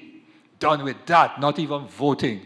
I said, why? She said, well, 2015, she was red and ready. And after, in the last 3 years, totally disappointed, and she turned off and so on, and she done with all politics. I said, well, what about MSJ? She said, no, I ain't getting no politics at all, not voting. So we have to build trust and confidence in people, because people get a banker from politics in this country. A lot of people get a banker because they try Kamala, that didn't work. They try Keith, that ain't working. They can't go back to Kamala. So people get disenchanted. We have to therefore give people the confidence and build that trust in them. And we do that by walking the talk. And so we listen and work with people. And you know, I was talking to one of our activists, Sister June, who couldn't make it this afternoon because she had a commitment in her church this afternoon. And June was telling me, she said, David, when we had, you remember we had the Community Speaks meeting, Aussie, in Barataria? And June was, and we broadcast it on radio 2 days afterwards. And June was saying, talking about some problems in Barataria and so on with some drains and this, that, and the other. She said, you know, David, they come and they clean the drain. So what we have done, even though we're not in office, has actually helped people to deal with the problems in their areas. So we are not, sisters and brothers, we're not saying we want to be the next government because I want to be prime minister or the executive want to be this minister and that minister. Office, ministerial office is not what is important. What is important is being able to bring about real change in Trinidad and Tobago. That is what is important, real change. But here's the problem. Here's the problem. Remember I talk about option 1, option 2. How do we bring about that change? Because we know PNM ain't bring about real change. We know UNC not bringing about real change. And real change ain't dropping from the sky. We could pray all we want, but God only helps those who help themselves. And so we have to say, to bring about that real change, there's only one option, and that is for us actually to go into government. That is the only way to do it. NGOs, God bless their souls, do a lot of good work. They help people, they give out food, shelter, they help communities, a little one here, one there. But you see, every time an NGO helps out and some people get a little better off, 10 people get worse off. Not because of what the NGO does, but because of what the government does. So NGO tries to do something to help people, and then gas prices go up, or food prices go up, and this happens, and that happens. And the NGO can't deal with food prices and gas prices and so on. Those things are the responsibility of the government.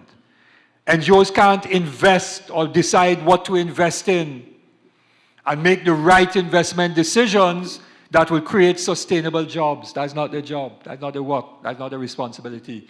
That is beyond their capability. And that is why we are saying that if we really want to bring about real change in the country, the only way we think we can do it, because the trade unions have done tremendously well. They get better wages and terms and conditions of work for workers. But look what is happening. The reality is that if you have a government in power that uses that power to attack and destroy you, they can. Not so? They may not destroy, but they're certainly attacking. And they're getting rid of decent jobs in the oil fields. And then all the businesses, and I want to recognize Mr. and Mrs. Pratap Rampasad who are here, all the businesses in South that would have depended on Petrotrin, they're in trouble too. And they employ people, so their people who they employ go be in trouble too. So when you have a government that makes bad decisions, people suffer. And therefore, when you look at it logically, the only way we can deal with that is to ourselves be in government. And so, sisters and brothers, what we need to do to create a better life for all, because that's what our vision and mission says. We want to create a better life for all of us, now and in the future. And to achieve that, MSJ has to be in government. MSJ has to be in government. But who is the MSJ? Now, you see me a lot on TV, press conference, this, that, and everybody will say, well, David is the MSJ. David is not the MSJ. I happen to be the political leader. I'm very proud to be a political leader. But MSJ is all of us working together. Because you see, we are up against some very powerful forces, you know. We are up against a status quo that has plenty money and plenty power. But the power of the masses of the people is stronger than the power of money and wealth and position in this country. That is the truth. Power of the people. And so we have to all get us ready for the elections. We have to all get us ready for the elections. We are signaling now because we have to give ourselves time. We have to prepare. And what we would like to do is to hear from you when I'm finished speaking in a minute. We want to hear from you. What are you going to do? What is your community going to do? How are you going to organize so that MSJ can be the next government? Because we have to translate an idea into reality. And we translate ideas into reality by hard work, by action. And that hard work and action has to begin by us believing in the idea. So I have to ask the question, sisters and brothers, do you believe that MSJ is the only option for the next government? Yeah. Good.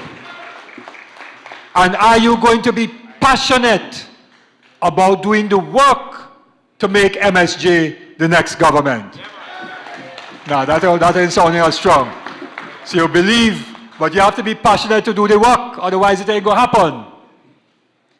Are you passionate about doing the work to make MSJ the next government of Trinidad and Tobago? We have to turn, because we angry in the country. People angry, they're frustrated, they're fed up, they're disillusioned, all kind of things. We have to turn the anger and the fear and the disillusionment and the frustration, all of that, into positive energy and passion behind this movement so that we can bring MSJ into government and bring about the Second Republic of Trinidad and Tobago. Thank you very much.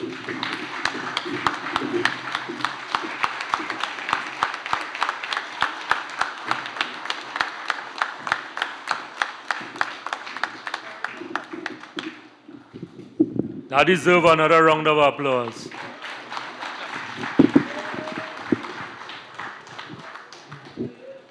And I want to endorse what David has said here this afternoon. And, you know, there were some important concepts raised today where Ozzy spoke to the fact that, you know, we're looking at a campaign for fundraising for elections where the people of the country are the ones who own the MSJ by donating each and every person becoming a financier of the MSJ.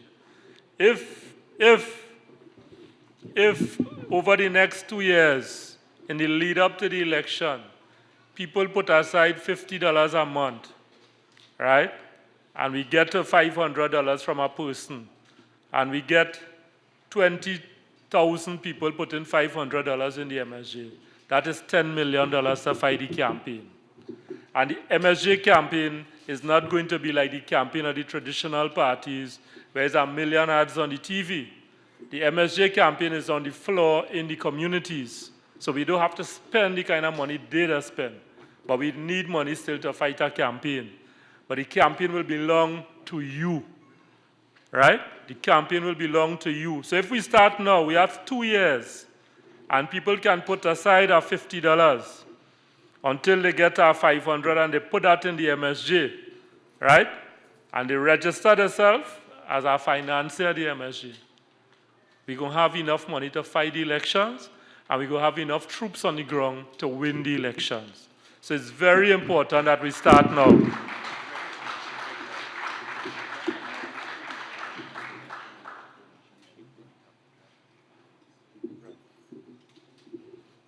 And Ozzy was telling me that there's a donation sheet here, so you could even start this evening for Hamper Drive.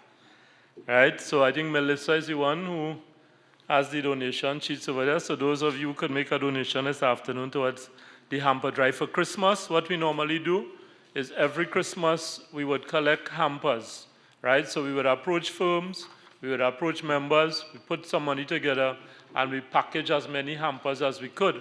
And we go into communities where people cannot afford and distribute these hampers to the underprivileged. All right, so this is for a very good cause. Okay, so the next item we have here is some entertainment.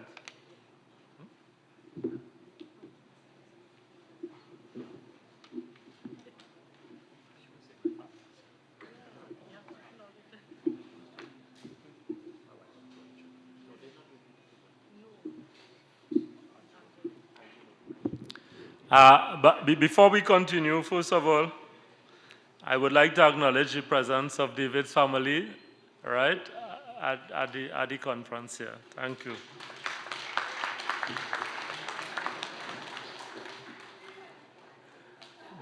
David's wife, but I think his kids are here too, so that's why I said 2 of them are here. They're at the back, all right.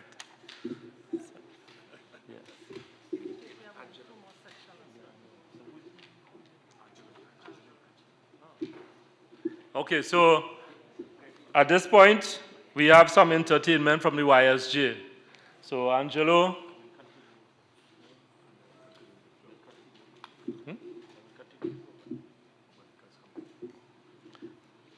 You ready? They're coming up? Yeah. Okay, so here comes the YSJ to do some entertainment for us.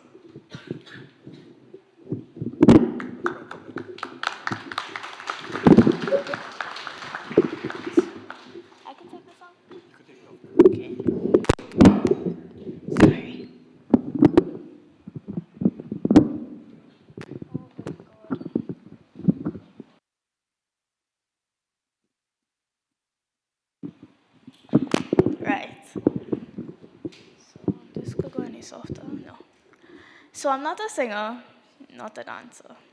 Here to do a little poetry for you.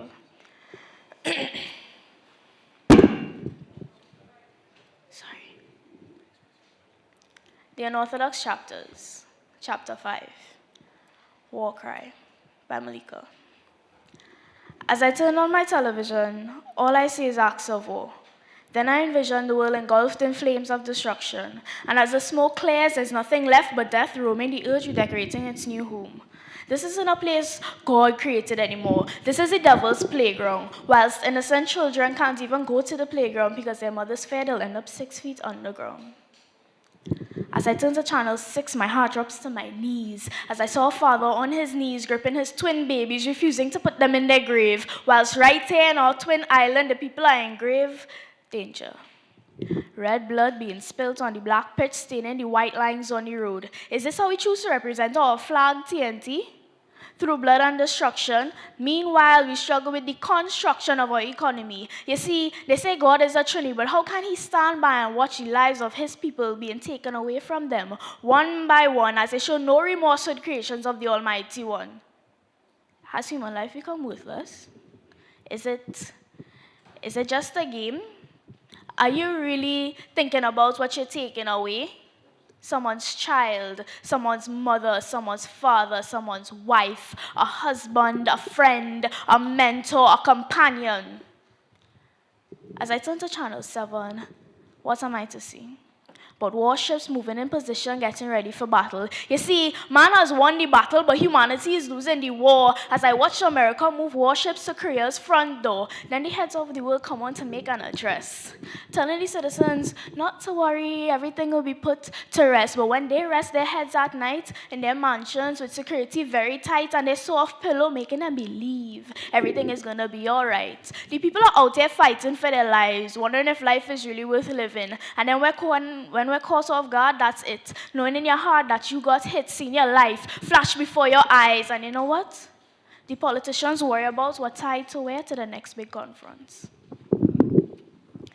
As I turn to Channel 9, my head shakes in shame a little more as I see ISIS getting ready to wage war, taking the lives of the innocent live on TV, recruiting the ignorant to join their army, executing anyone that gets in their way. Terrorists, they call them, as they implant terror in the hearts of those around the world, ruining the reputation of Muslims everywhere, and everywhere you turn is a bombing, shooting, mass murder. Whilst in mass, a congregation was murdered, and on Palm Sunday, and in the bright sunny day, ISIS slit the throat of a reporter as they held captive, as they captivated the world with this video. As I turned on my television, I began to envision dead bodies everywhere, just bleeding, running into the seas as I turned red. But there isn't any Moses to part it this time, you know. So I watched as the world just bleed and bleed and bleed. And this isn't a plea, this is a war cry. And this isn't biblical blood. This is blood of rage, anger, and war. This isn't the politician speaking. This is me. This is my war cry. This is me pouring out the same way the blood of my brothers and sisters poured out on the streets. The same streets that took blood, sweat, and tears to make. And you make mothers cry over dead sons and daughters, dead husbands, and all for what? Power. No one man could rule the world. Only God could do that. The greatest power one could have is knowledge. It takes power to walk away from a fight. It takes power to respect one another. It takes power to overcome differences. It takes power to forgive. As I said before, this isn't any politician speaking. This is me. This is my blood boiling in my veins. This is my war cry.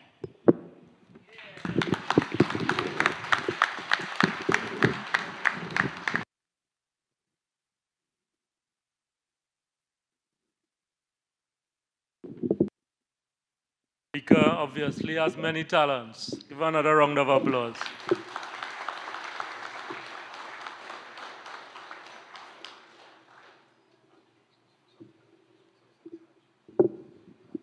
Angelo?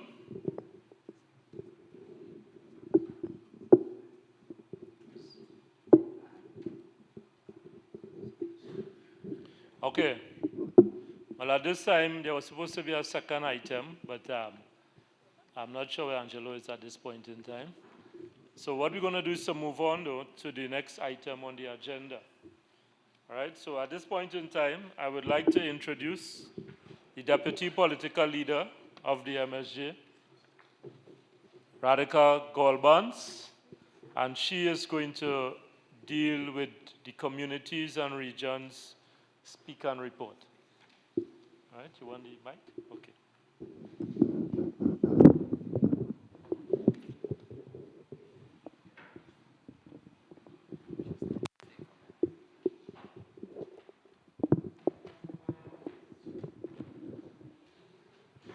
Good afternoon, all.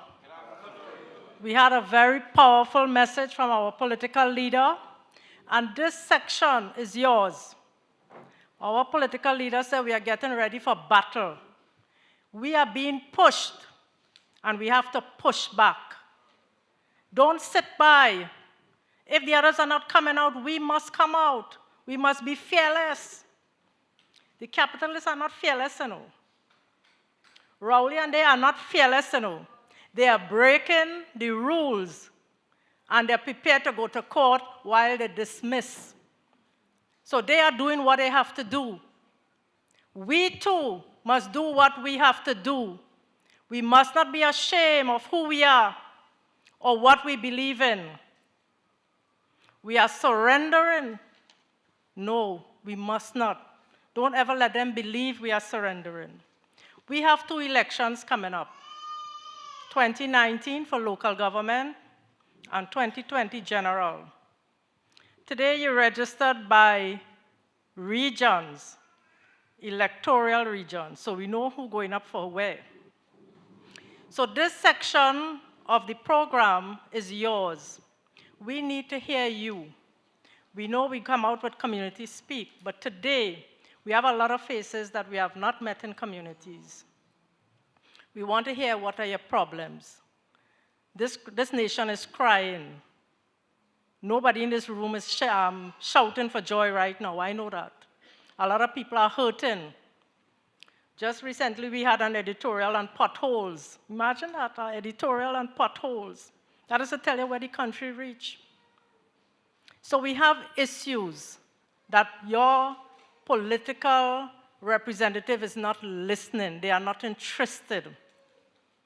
We need to hear that here today. We need to hear from you how we're going to plan to go forward for 2018 election, 2019 local, and 2020. What should we be doing? This is our battle. Without you, we don't have an MSG. And we have to be the next government. All of us have to make that happen. So I want to invite people. Now we'll have a little bit of understanding of how we do it. You would have just probably about 3 minutes to say what you want. We will collect a number of questions. And then my colleagues here, we would answer your question as much as we can. So I want to ask people, please line up. When I stand up or I say, okay, you have 2 seconds, you know you got to wind up, so that a lot of people can participate in this dialogue. Who want to be the first? Right, we have one in the front here, one to the back. It don't only have to be problems in your community. We need words of advice. You need to give us your version of how you see things, what we should be doing together as a party, because remember, it is only together we can make this happen.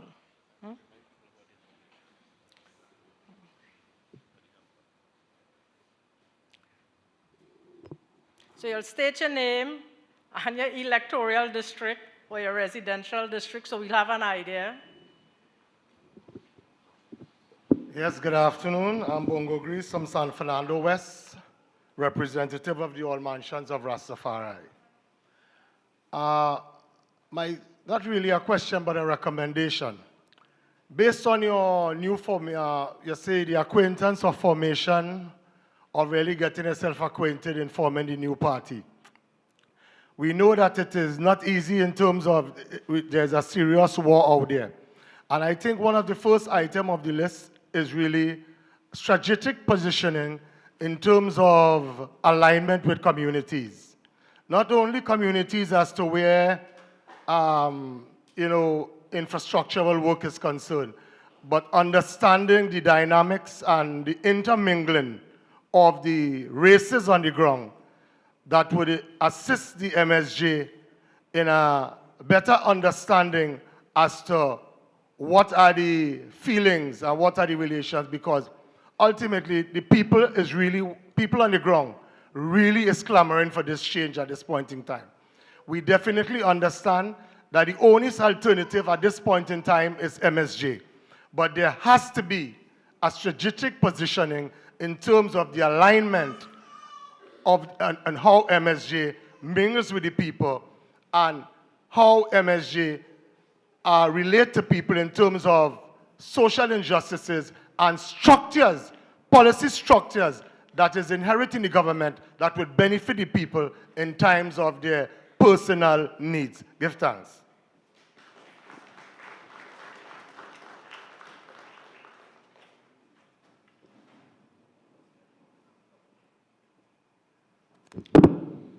Anybody else? We need to have a lineup, you know. We got a battle to fight. We have some people facing the breadline mountain. We have some retirees who are not sure what's going to be happening. We have students on employment. We have poor health care. We need to hear your concerns. We need to hear it direct.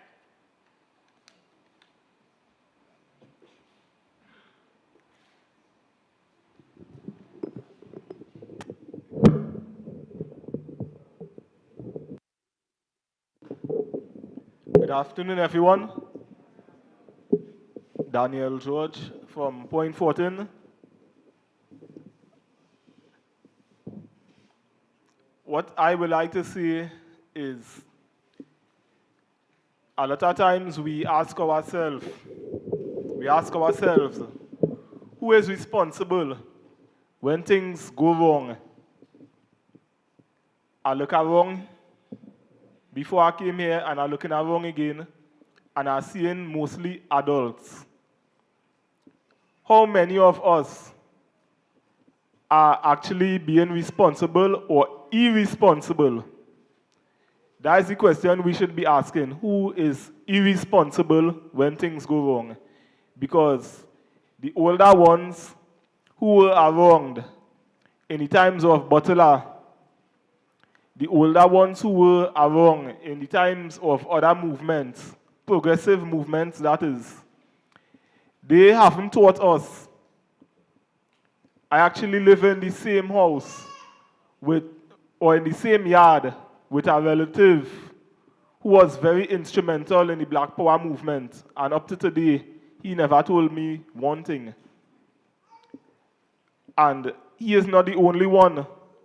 We have among us right here a lot of us who wouldn't tell our neighbors, tell our nieces and nephews, talk to our children.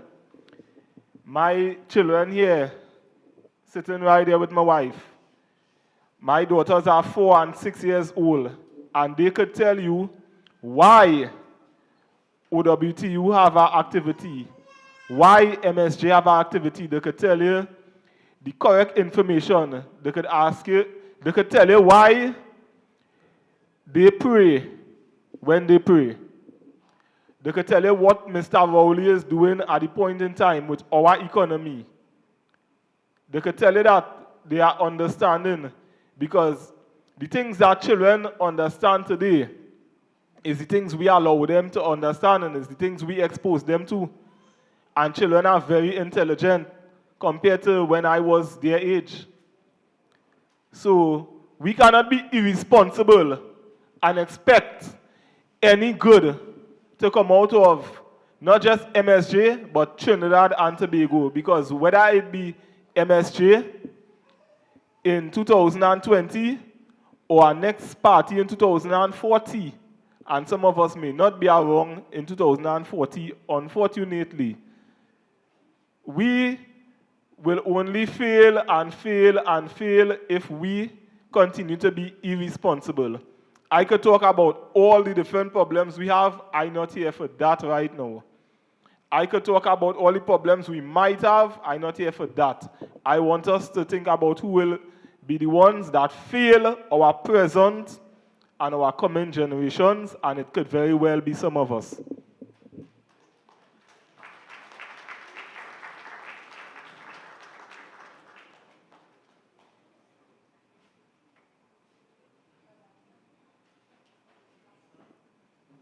Good afternoon, fellow comrades and colleagues. I want to touch a little bit about Tobago this afternoon, basically. And given the fact that there are two things that I'm concerned about. Oh, Neville Warner. Presently, living in the constituency of Talparu, Laukata Talparu. But my roots are, and in fact, I still vote in the area of Tobago West, basically. As I was saying, there are two areas that I really want to touch on in terms of Tobago, and that is the issue of the sea bridge and the issue of the Sandals project, basically. Right. In terms of the sea bridge, it's in my view that the crisis that affected Tobago in relation to the sea bridge was the one done on purpose, basically. And that it was done to benefit a few people, because in terms of the Cabo Star, and the Prime Minister himself said it was a corrupt deal. And the issue of the the Garland Passage, which in fact has been done. We supposed to have a legislation to deal with procurement. And that in fact, and I feel on purpose, has not been properly put in place. Because we now have the Garland Passage, and the Prime Minister is also talking about bringing in two boats, two new boats, based on arrangement he would have made in China, basically. And in terms of the Sandals project, that project is done without proper procurement too. And the cost of it on taxpayers is estimated to cost $1 billion US. And what we are doing is building a plant for Sandals to run. It is in fact, it's the only island that Sandals is going into a project that they did not build. And with that also comes the project to enhance the airport.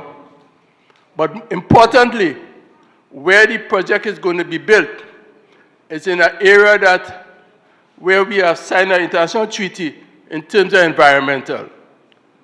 And that it will also could mean people would not be able to go on the Norman Island beach, and that Sandals would have access, given how he had operated, because in most of the islands, those beaches are almost private onto the hotel, so that he had access to both Bucca Reef and Island Pool, which are key part of our tourism product in relation to Tobago.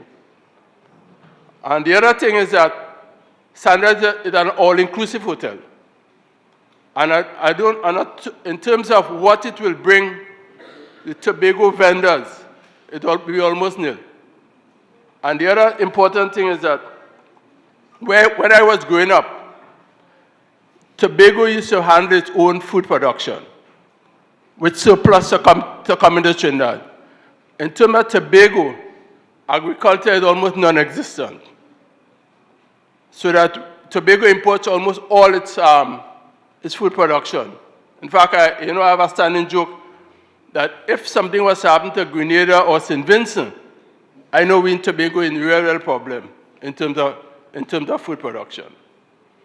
And in terms of business, whereas when I was growing up, 90% of the business in Tobago was owned by Tobagonians. That is no longer so.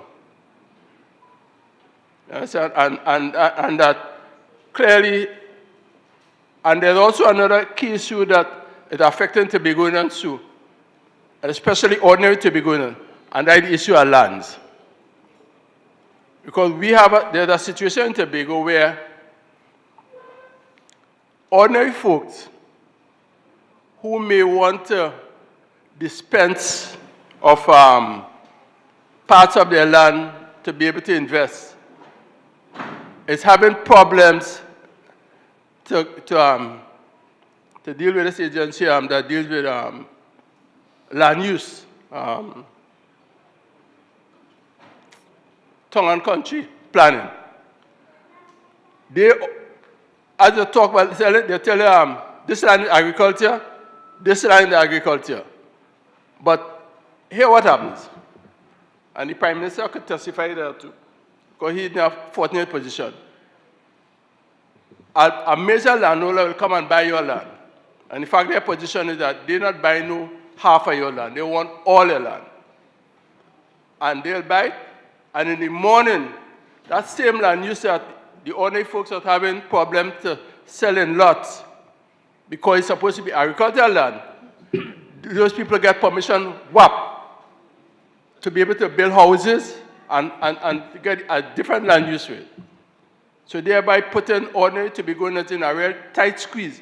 And that, in fact, I learned from experience as to why it is that ordinary Tobagonians was selling out their lands in blocks and not selling it out as they would want to, in pieces.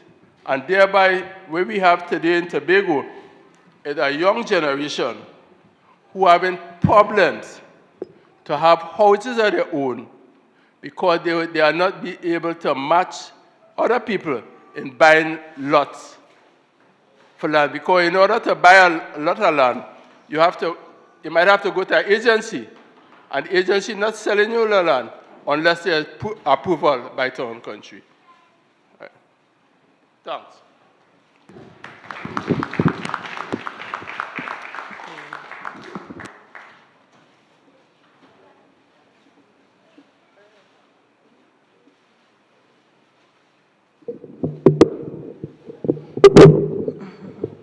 Good evening, everyone. My name is Penny George from Point Fortin. Some of you might remember my face on the papers. It was a very hard time to speak at that particular event because Trinma workers are going home. I can make this easy for everyone to think. WASA people going home, TSTT people going home, Trinma workers going home. Who else have to go home? We have children. I have 2 with seizures. My husband and I have to take care of them, and it's very hard. And that's just me. What about the others who have children too? You all waiting for them to go home too? Come on, we don't have to beg. We don't have to plead for that particular day to put our finger where it's supposed to be. We have nothing to lose. We're already losing already, so we have nothing to lose. We could try something new. We could try something new. We don't have to wait to lose again. Sometimes you have to lose to win again. And if you want to win, try something new. Try MSJ for our children's sake.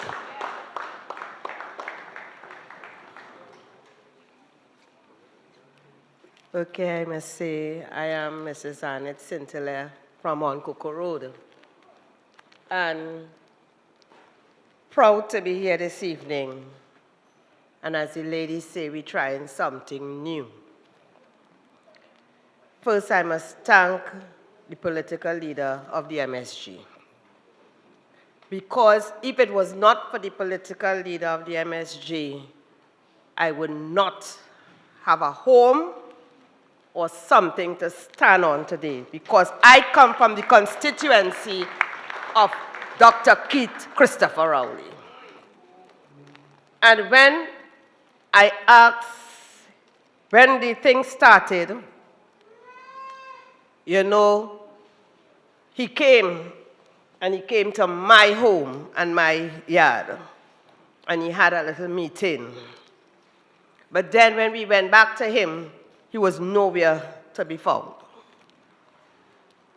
So, by the Holy Spirit, I was guided to go to check Mr. Abdullah. And I'm saying it today, he has been at my side from then to now. That those on the other side, the 1% who want a whole 5 acres and more of land, where my house stands, where I have been there, I don't know else. My grandmother, we have been there for 80 years. And they are coming to take away our lands from us, our homes from us. Where they get the papers from, nobody knows. But they have the papers. We have one here, Mr. Brian Roberts from our community. And his family was there for over 100 years. And his home is in jeopardy too. So what are we to do? Some people, they're ready to sell out, I don't know. Some has already sold out. But I am standing my ground. And I must say today, when I call on Mr. Abdullah, sometimes I can't come every time to the meeting down to San Fernando because I also have a responsibility with my church on a Sunday. But he knows that I am always there for him. So I had to leave out that today to be here in this assembly. When one of them came to introduce themselves, to him, because that was the first time he saw them, he definitely put him in his place. And he went right back across the road. So we have an opportunity. We have a good political leader.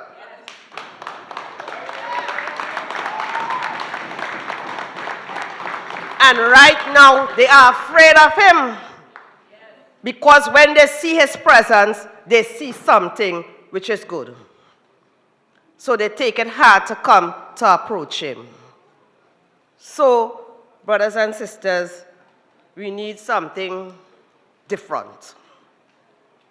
It have people in our community who want to come out, but due to this thing, some of them shaky and falling down already, and it's senior people that they're taking advantage of.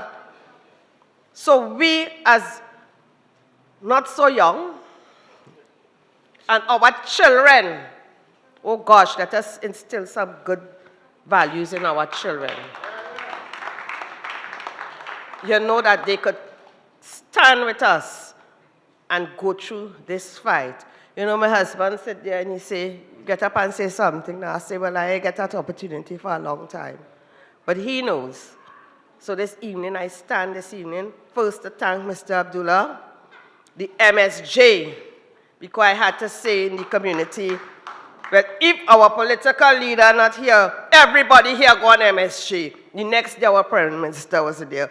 So this evening, let us do something different.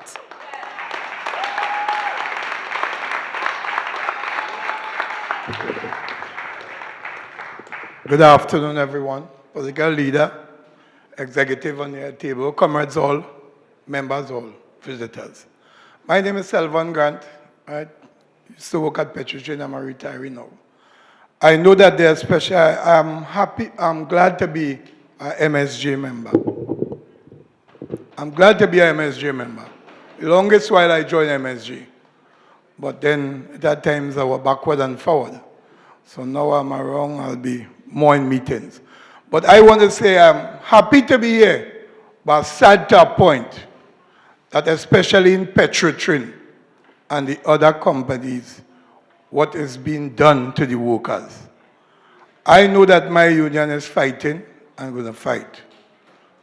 They give a date to the 30th. I know my union is going to fight. But I'm saying we have medical and other things and we are retirees. I'm saying this place is supposed to be full with workers here. Right?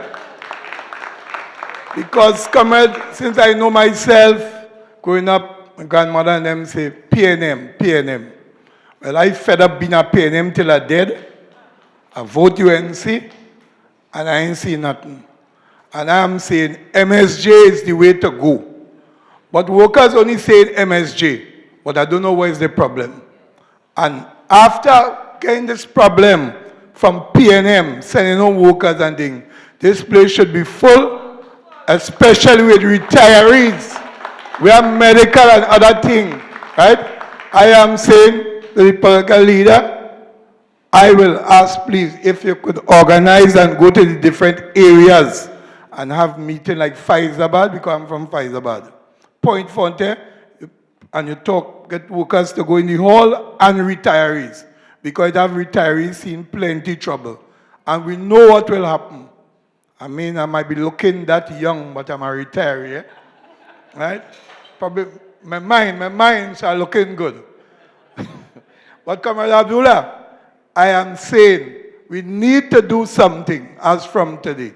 If it's to go to the different areas, the branch hall and what, and have meeting for retirees and the workers, because like they're afraid to come out. And most of them, comrade, I want to say the truth, some of them is being ruled otherwise. I mean, sorry, ladies, but it have some. The lady had to tell them to come out. Some of them ain't coming out. Some say, don't go to that. I don't know what is the problem. And some, Comrade Abdullah, we know you're not being liked. but you're doing the job we're supposed to do. But I'm saying organize and let us get on a good foot, right? I am saying MSJ is the way to go. Thank you very much.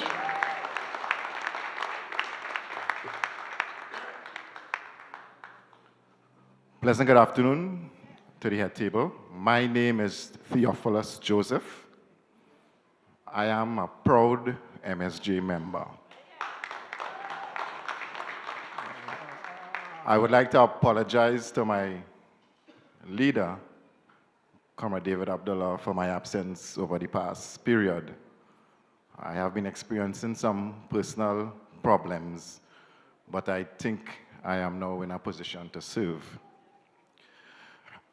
I want to personally thank the MSJ for defending my job to the hilt with excellence.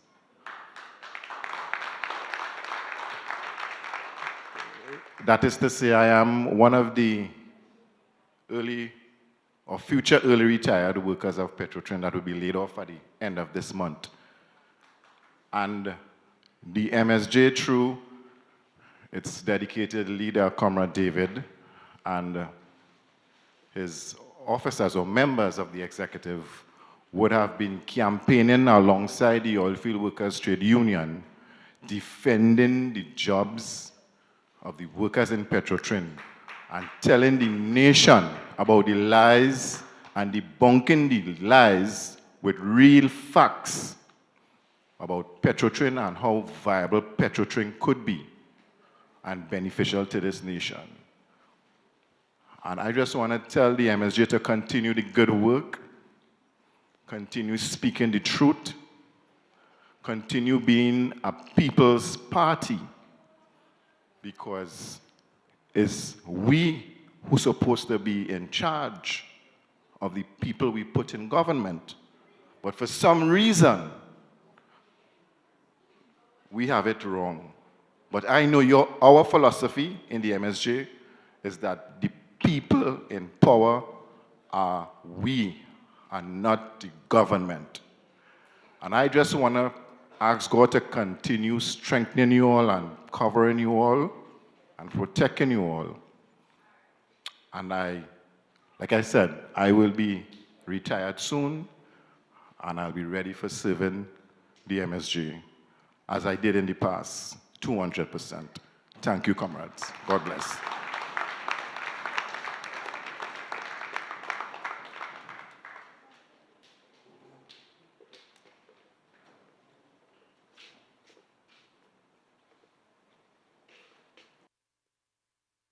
Good afternoon to the political leader.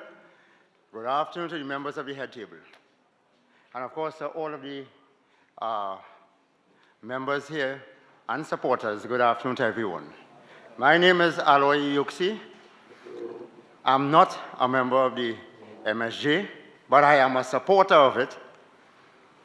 And I will tell you that I'm here because I'm one of those who understand and have experienced a lot of the issues taking place in Trinidad and Tobago. And I too am looking for some type of alternative for what is taking place.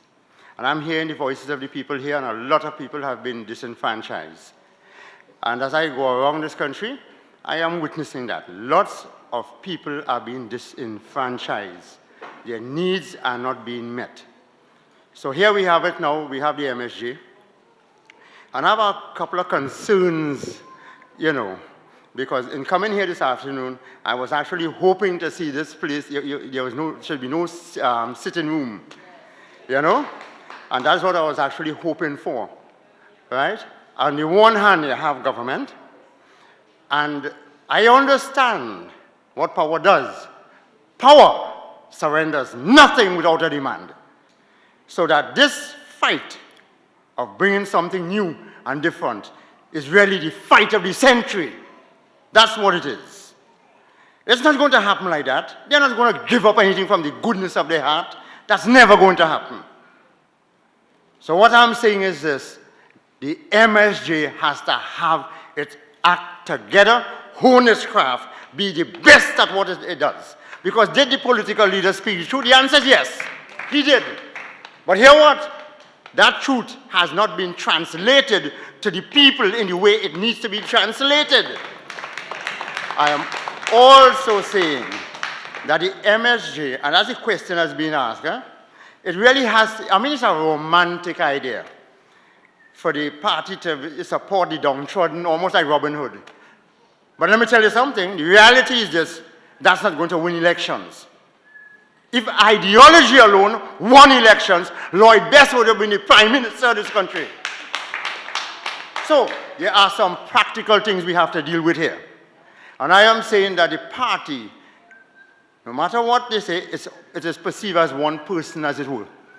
Those things have to change. We need to see representation from all the others here, articulating all the issues, just as the other people do. Learns, you know something, you have to really learn from what other people are doing. You don't necessarily reinvent the wheel. Because you have to deal, if you're looking for national appeal, although this party, I think, may have come out of the body politic of the labor movement and whatever and so on, but it has to come to the point, and very quickly so, to have national appeal. Mean to say that the businessman can say, hey, MSJ have something for me. The public servant, MSJ have something for me. Good? The man on the street, MSJ have something for me there too. It has to have broad appeal. So there has to be a transmutation, a metamorphosis of the party from its present formation in ways that can attract other areas, other people and so on, that this is a viable alternative. And to be quite frank, I think you all have gotten the philosophy right. I think you have gotten the philosophy right. But you have to deal with some practical issues in mobilizing on the ground. People need to hear this truth. You see? And so many people are being put out of work, out of jobs, and I like that concept of the precarious work that has overrun this country. All those eggs and all those young ladies getting old now. Why? Everybody waiting to exhale. They can't get married. They can't buy a car. They can't get a house. You're just stuck into suspended animation. And that's the cause of young people. Where will the roots come from that type of work? So these are truths that people must know. In other words, the MSJ must be able to, with clarity, articulate the issues, articulate the pain of the people. If it does that, it will reach people, because what is being said resonates in the soul of people. And if it resonates in the soul of people, it's predicated on some truth, what is being said. So I'm quite pleased by what I've heard this afternoon. However, I am saying 2019 is right there. In the life of a party, that's just a flash of time. 2020 is right there. So a real test, I wanted to see what would have happened here this afternoon here, to see how things going. And I was actually hoping to see lots of people here. But it means it says something. And I would like the membership and the executive to take full cognizance of what that means. Because you will get another bite of the cherry next year, 2019, local government elections.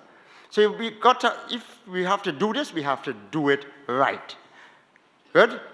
So that what those big parties are doing, we have to look at that in a serious way, campaign financing and all these things. It's not necessarily a bad thing, but it's how you manage it. Manage it, make it work. But we have to be able to deal with, these fundamental practical issues in going forward. Or else, it will be just another party on a dump heap of history. That must never happen here. You know why? Because the timing is right. I believe that these ideas and ideologies, the time is right for it. People are receptive because they're searching. And the pain is too great in this country. Too many people have suffered and continue to suffer. So it requires some thought in fashioning the way forward from here on out. Okay? But certainly mobilization is key at this point. Get out there, do the work that is necessary, and be in the people's face, but a broad scope. It has to represent a whole structure that is out there ready to meet the needs of the people. So I guess the MSJ has to be building relationships at every level of the society, and not philosophically being distant from one group as versus another, as it were. You know, just a small man party, you know. It represents every citizen of this country. And that's how it has to come across. And there are ways of doing that. Lots of communication, public relations, there are ways to treat and deal with those issues. We don't have to, as I say, reinvent the wheel. It's all out there. So I'm just bringing up these few points to say that these are some of the things we need to look at. Yes, I believe the philosophy is right, you know, but then again, I can ask this question. Since it's more leftist as opposed to right-wing, that in itself could pose a problem for the party. Because as I'm saying, socialism, which is a wonderful thing, you know, to have some equality among the people, but we already know ideologically, we never had communism in the world. Why? What Russia did, there was never no communism because I am saying that because of the heart of man, somebody will always want, it's only Jesus Christ and God or whatever could bring true communism in the world. Everybody equal. So what we had was an experiment in military rule, not communism. So that this idea may have its own difficulties, and you all know that already as a party. Deal with it. Because you have the United States on our back. So as I say, socialism, they're ready to put muscle and apply it. So, you know, we have issues to deal with, okay? So these are just a few of the points and contributions, and let me take my leave and so on. But these are some of the things I think you really need to pay some attention to in the movement forward. Time is very short.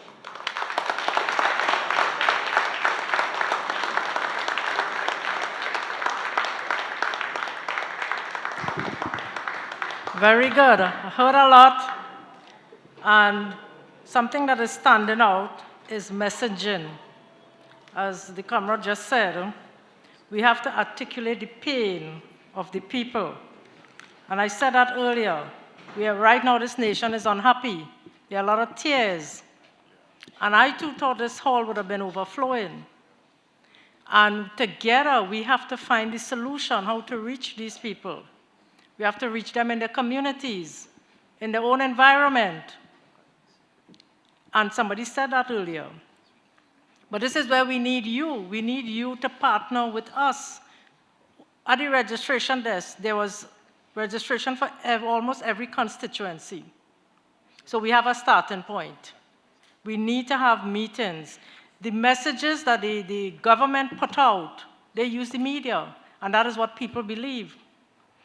When I was waiting for that interview on Friday, I was sitting in the room, there were 2 doctors going to be interviewed.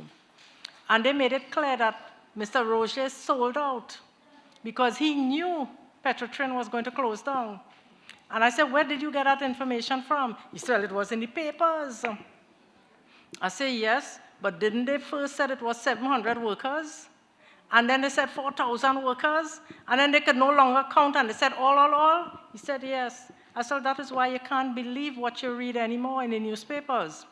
So we have to really start meeting in the communities and speaking the truth.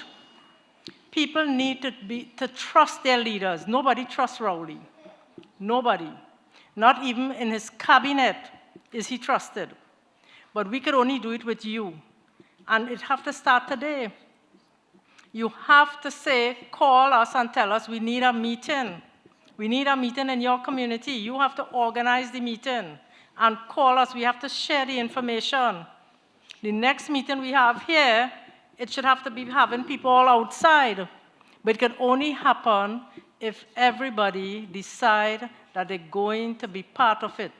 Fundraising is critical. We have all sorts of skills in here and abilities. We need people to say, I can do fundraising. I can go on a walk with you all. I could probably make phone calls. Everybody got something to offer. You don't have to be a professional. You don't have to be super bright. You just have to be interested and want to make the difference. Now, I will ask my leader to address some of the questions directly. Thank you very much, Sister Radical. I was just consulting with the General Secretary in terms of setting some dates, not for all of you to come back, but for the executive to take on board a lot of what has been said by Brother Alroy and Brother Bongo Grease and others. Selvon Grant, sorry, the podium is, let me stand because the podium is blocking me from seeing you. So I've been taking careful note, as has Ozzy. Now, Ozzy is actually going to, as the General Secretary, is going to give you the summary and the actions. So I'm not going to try to summarize and give you the actions because he's taking a careful note of that. But let me just say a couple of things. First of all, that the comments and proposals are deeply appreciated in terms of what everybody has said. Everybody, I think, has made a very valuable contribution this afternoon. And that is, we were hoping actually to have had not only more people, but also to have had maybe a little bit longer time. I probably spoke a little bit more than I should have, to given you more time to speak from the floor. But we definitely have to do some more, not some more, a whole lot more of the community outreach. We had started earlier this year, and in fact, last year we started some community speaks and visiting the communities and doing some walkabouts. But that activity has to be ramped up like 1,000-fold. But in doing that, one of the key things is that it cannot depend on my being present at all of those community outreaches, because there are only 300 and something days in the year, and it's impossible for one person to cover all of the ground.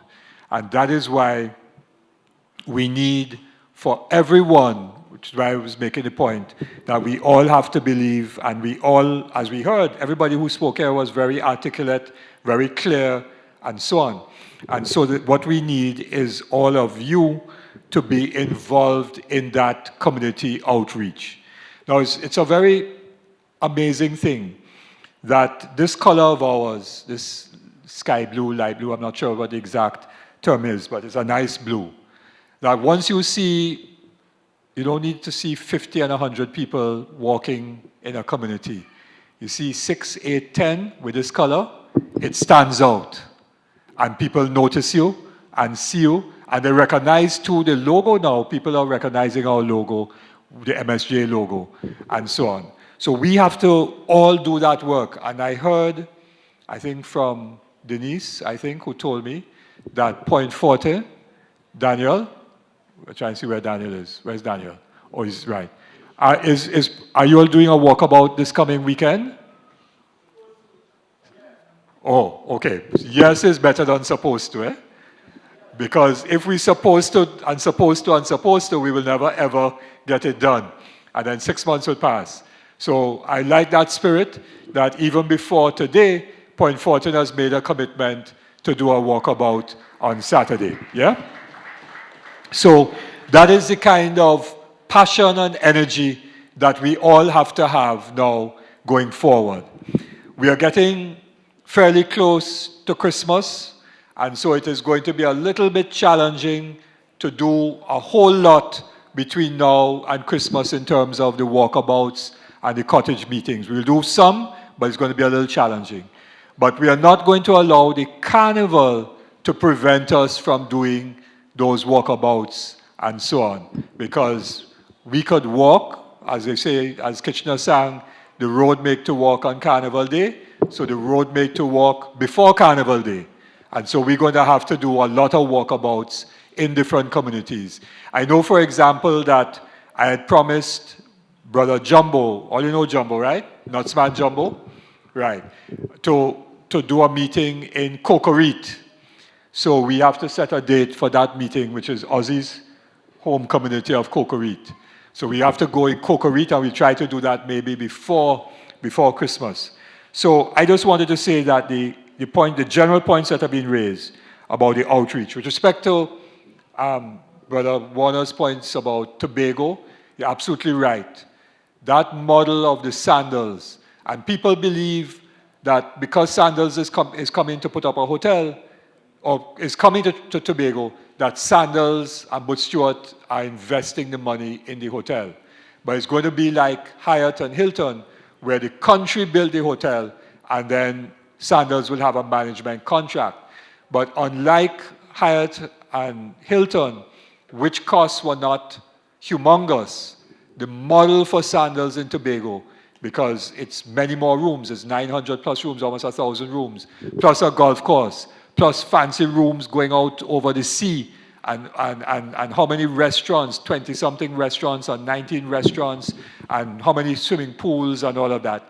It's a huge, huge development, and therefore the cost is so much greater. And so we have to be on that issue in terms of the model of development. Is that the only model of development for Tobago? And that is what we have to discuss. And a lot of other issues that we have to take up all over the country. And so I just want to pledge from the executive that we are going to not only take up issues nationally with more statements, public statements and so on, but we will also have to be out there in the communities.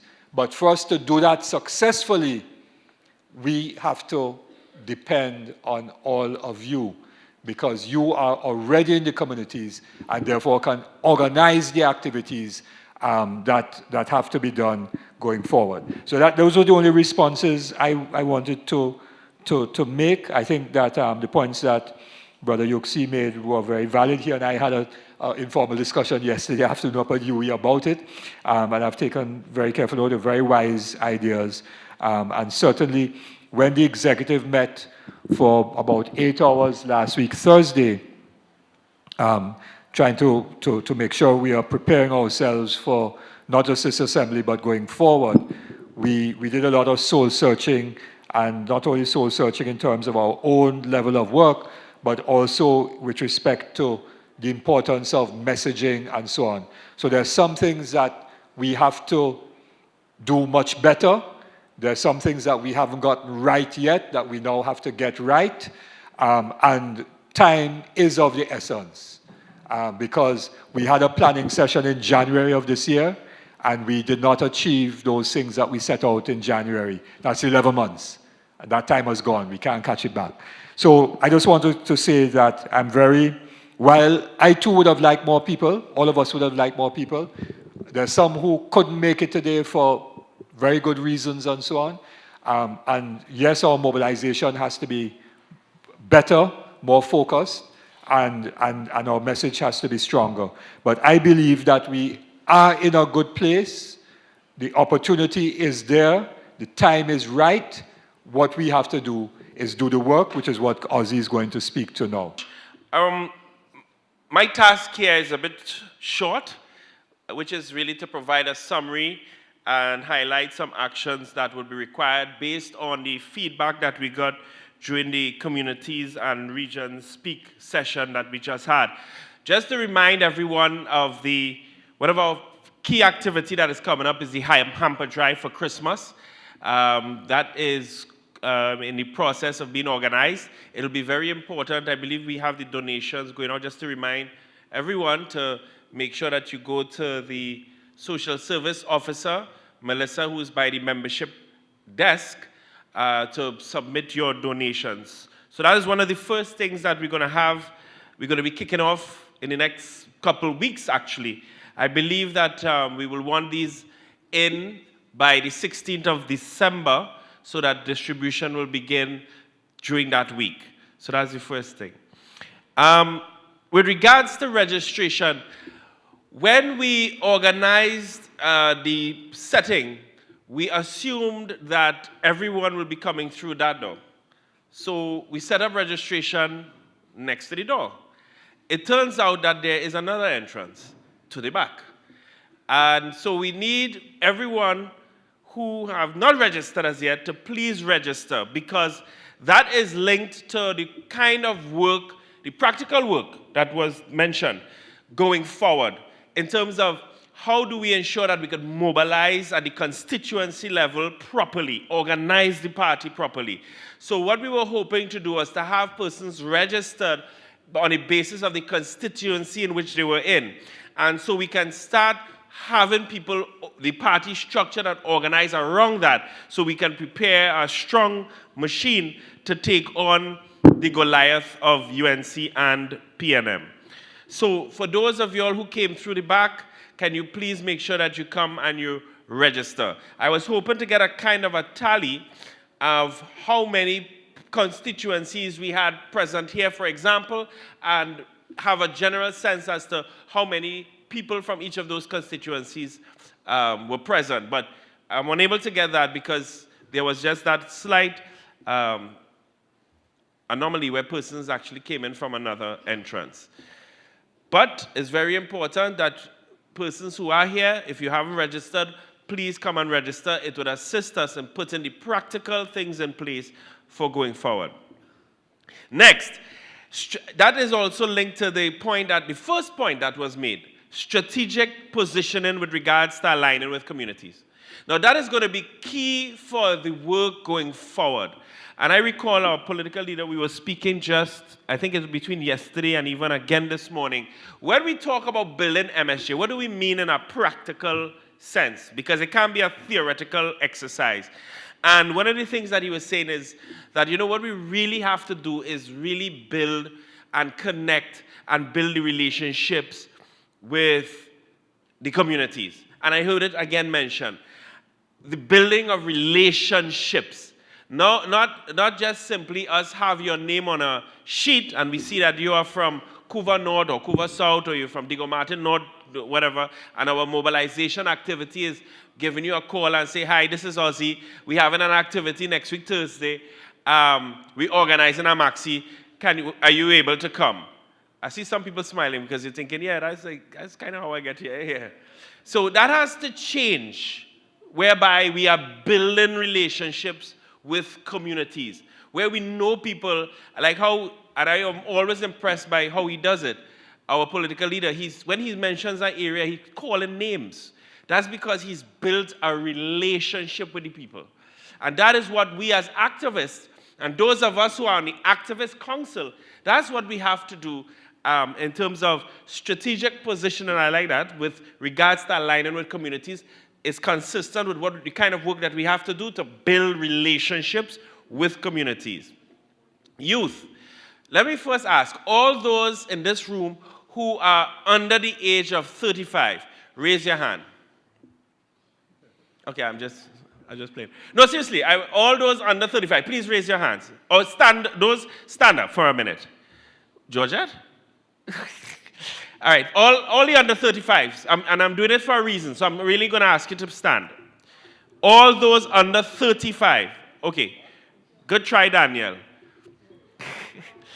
Right, what we were going to do as a practical next step right now, as soon as we are finished, right in this empty space, you're going to meet with Angelo, and he's going to give you a date and a time and a place as to where we're going to have a meeting with the Youth for Social Justice. Because here's why.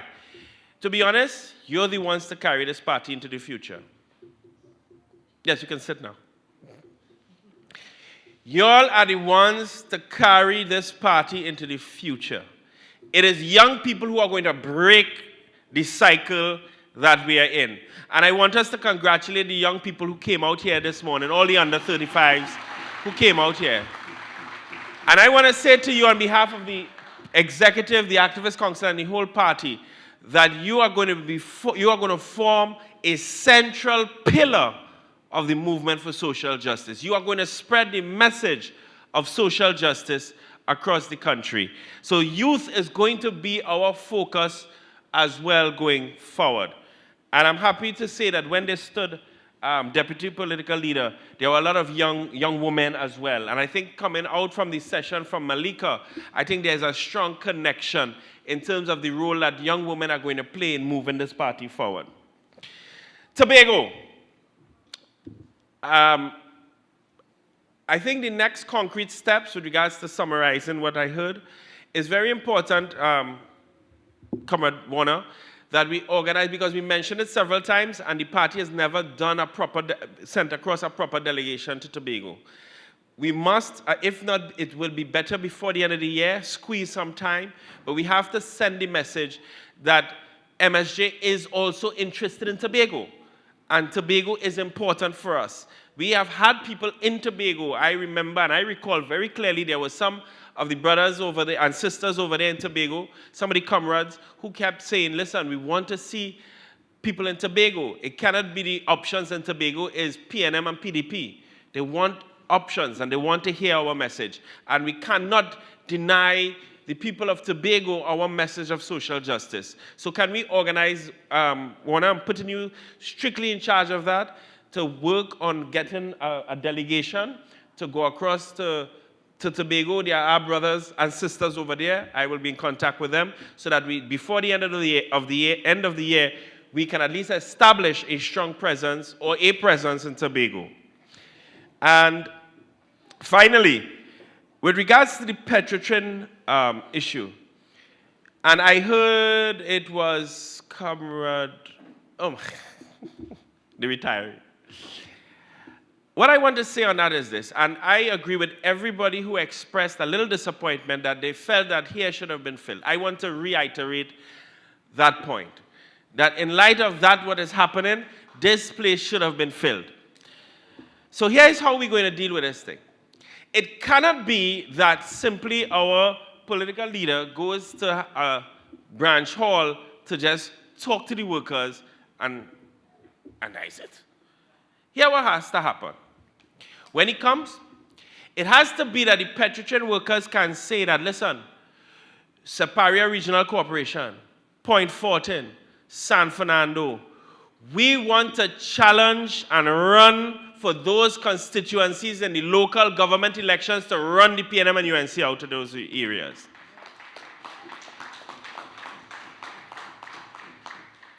I cannot see it being absolutely any other way. Has to be. Because I think as this party prepares itself, we have a lot of challenges, yes, and it was highlighted during the open session, but we can overcome those challenges. We can overcome those challenges because not only do we have truth, right, and justice on our side, but we have the tradition of struggle. We have the tradition of believing that ordinary working people can make a difference and change the course of history in this country. And we are the only party that has that. And I think with that in mind, we would be in good stead to move forward to transform Trinidad and Tobago. So that is the summary and a list of some of the actions that are going to be taken, practical actions that are going to be taken. Expect, let me just say, and this is a little area that we have to really tighten as a party, because at this point we're small enough to be able to do this. I want to give an assurance that every one of you in this room who came out on the 25th of November would hear from us in very short course. So keep your phones open, all right? You would get a call from the MSJ within the next 2 weeks, thanking you for coming today and giving you an opportunity to contribute in a concrete and practical way to prepare the party to go into government. That is a commitment that the Secretariat of MSJ is making to you to show that we have to be different and everyone in this party counts. Those who are official members with membership cards, and those who are supporters on their way too, and those who are especially our activist council members. So that's the summary and action. I believe I was given the task. There's going to be an activist council meeting, and thank you. Let me just also mention, the party's leadership took a very strict position with regards to our activist council. Because like the executive, the activist council is also accountable to you, all right? Whereby we said, listen, a major activity like this, every activist is supposed to be here. And those who did not show up today will have, without a reasonable excuse, their continued participation would be reviewed. In that light, we will check and go through the attendance list in terms of all the activist council members who are present here today. I would like to announce that an activist council meeting is scheduled for the 16th of December at 2 o'clock at the party head office. We are also going to use the opportunity, and please let this not be the incentive for people to come. We are going to use the opportunity to have a little Christmas get-together as well. I would like to extend great appreciation to our logistical team. Oliver Elcock and Sema John. Let us give them a round of applause. The dynamic duo, or Logistico Principalis, supported by Theophilus Henry, our party organizer. Let's give him a round of applause. We would like to also thank the Secretariat, Denise and her family, and Angelo, who worked from the level of the Secretariat to make a lot of those calls and send out the communication, communicate, etc. In terms of our decorations, I'd like to thank once again Daniel George and his family. I have to say and family, because whenever you see him working, you see his wife and you see his children. They are in every MSJ activity. Let us thank the George family. For the live broadcast, are we still live, by the way? Are we, yeah? We still live? All right, so to rest of Trinidad and Tobago, we are closing at the moment. But let us thank the video team. Let's thank Javon Eiffel, who pulled together the professional video team. Just to say, and I know I told people don't look at their phones, but I just took a little peek just to see how it's running, that's all. Just to see how it's running. And it's quite, it was done quite professionally. I really want to thank the team for assisting us in getting that message out there to the wider Trinidad and Tobago. I'd like to also thank Malika Cumberbatch, Angelo Hart, Malika and Angelo for their youth speak, but also in particular Malika for her war cry. I think we need to give them, our young people, a round of applause. And don't forget, right as soon as we finish, at the corner here, you meet with Angelo, so we can talk about how young people can continue to play a fundamental role in going forward. I'd like to thank all the activists who did. I would like to also thank Franca, our treasurer. That is our Lady of the Exchequer, future Minister of Finance. Let us thank our treasurer for making sure that we have some. I want to give a special thanks to the OWTU executive and general council members who made a contribution, financial contribution, to make sure that this activity actually happened. I would like to publicly thank you for your contribution and for that support. And thank all the activists, those activists who did do activist work and really tried very hard to make sure that they bring out people here this afternoon. So I'd like to thank, finally, each and every one of y'all who have taken a decision to make a difference in Trinidad and Tobago and have decided to give MSJ a chance to transform our beloved land. Thank you all. Have a pleasant afternoon.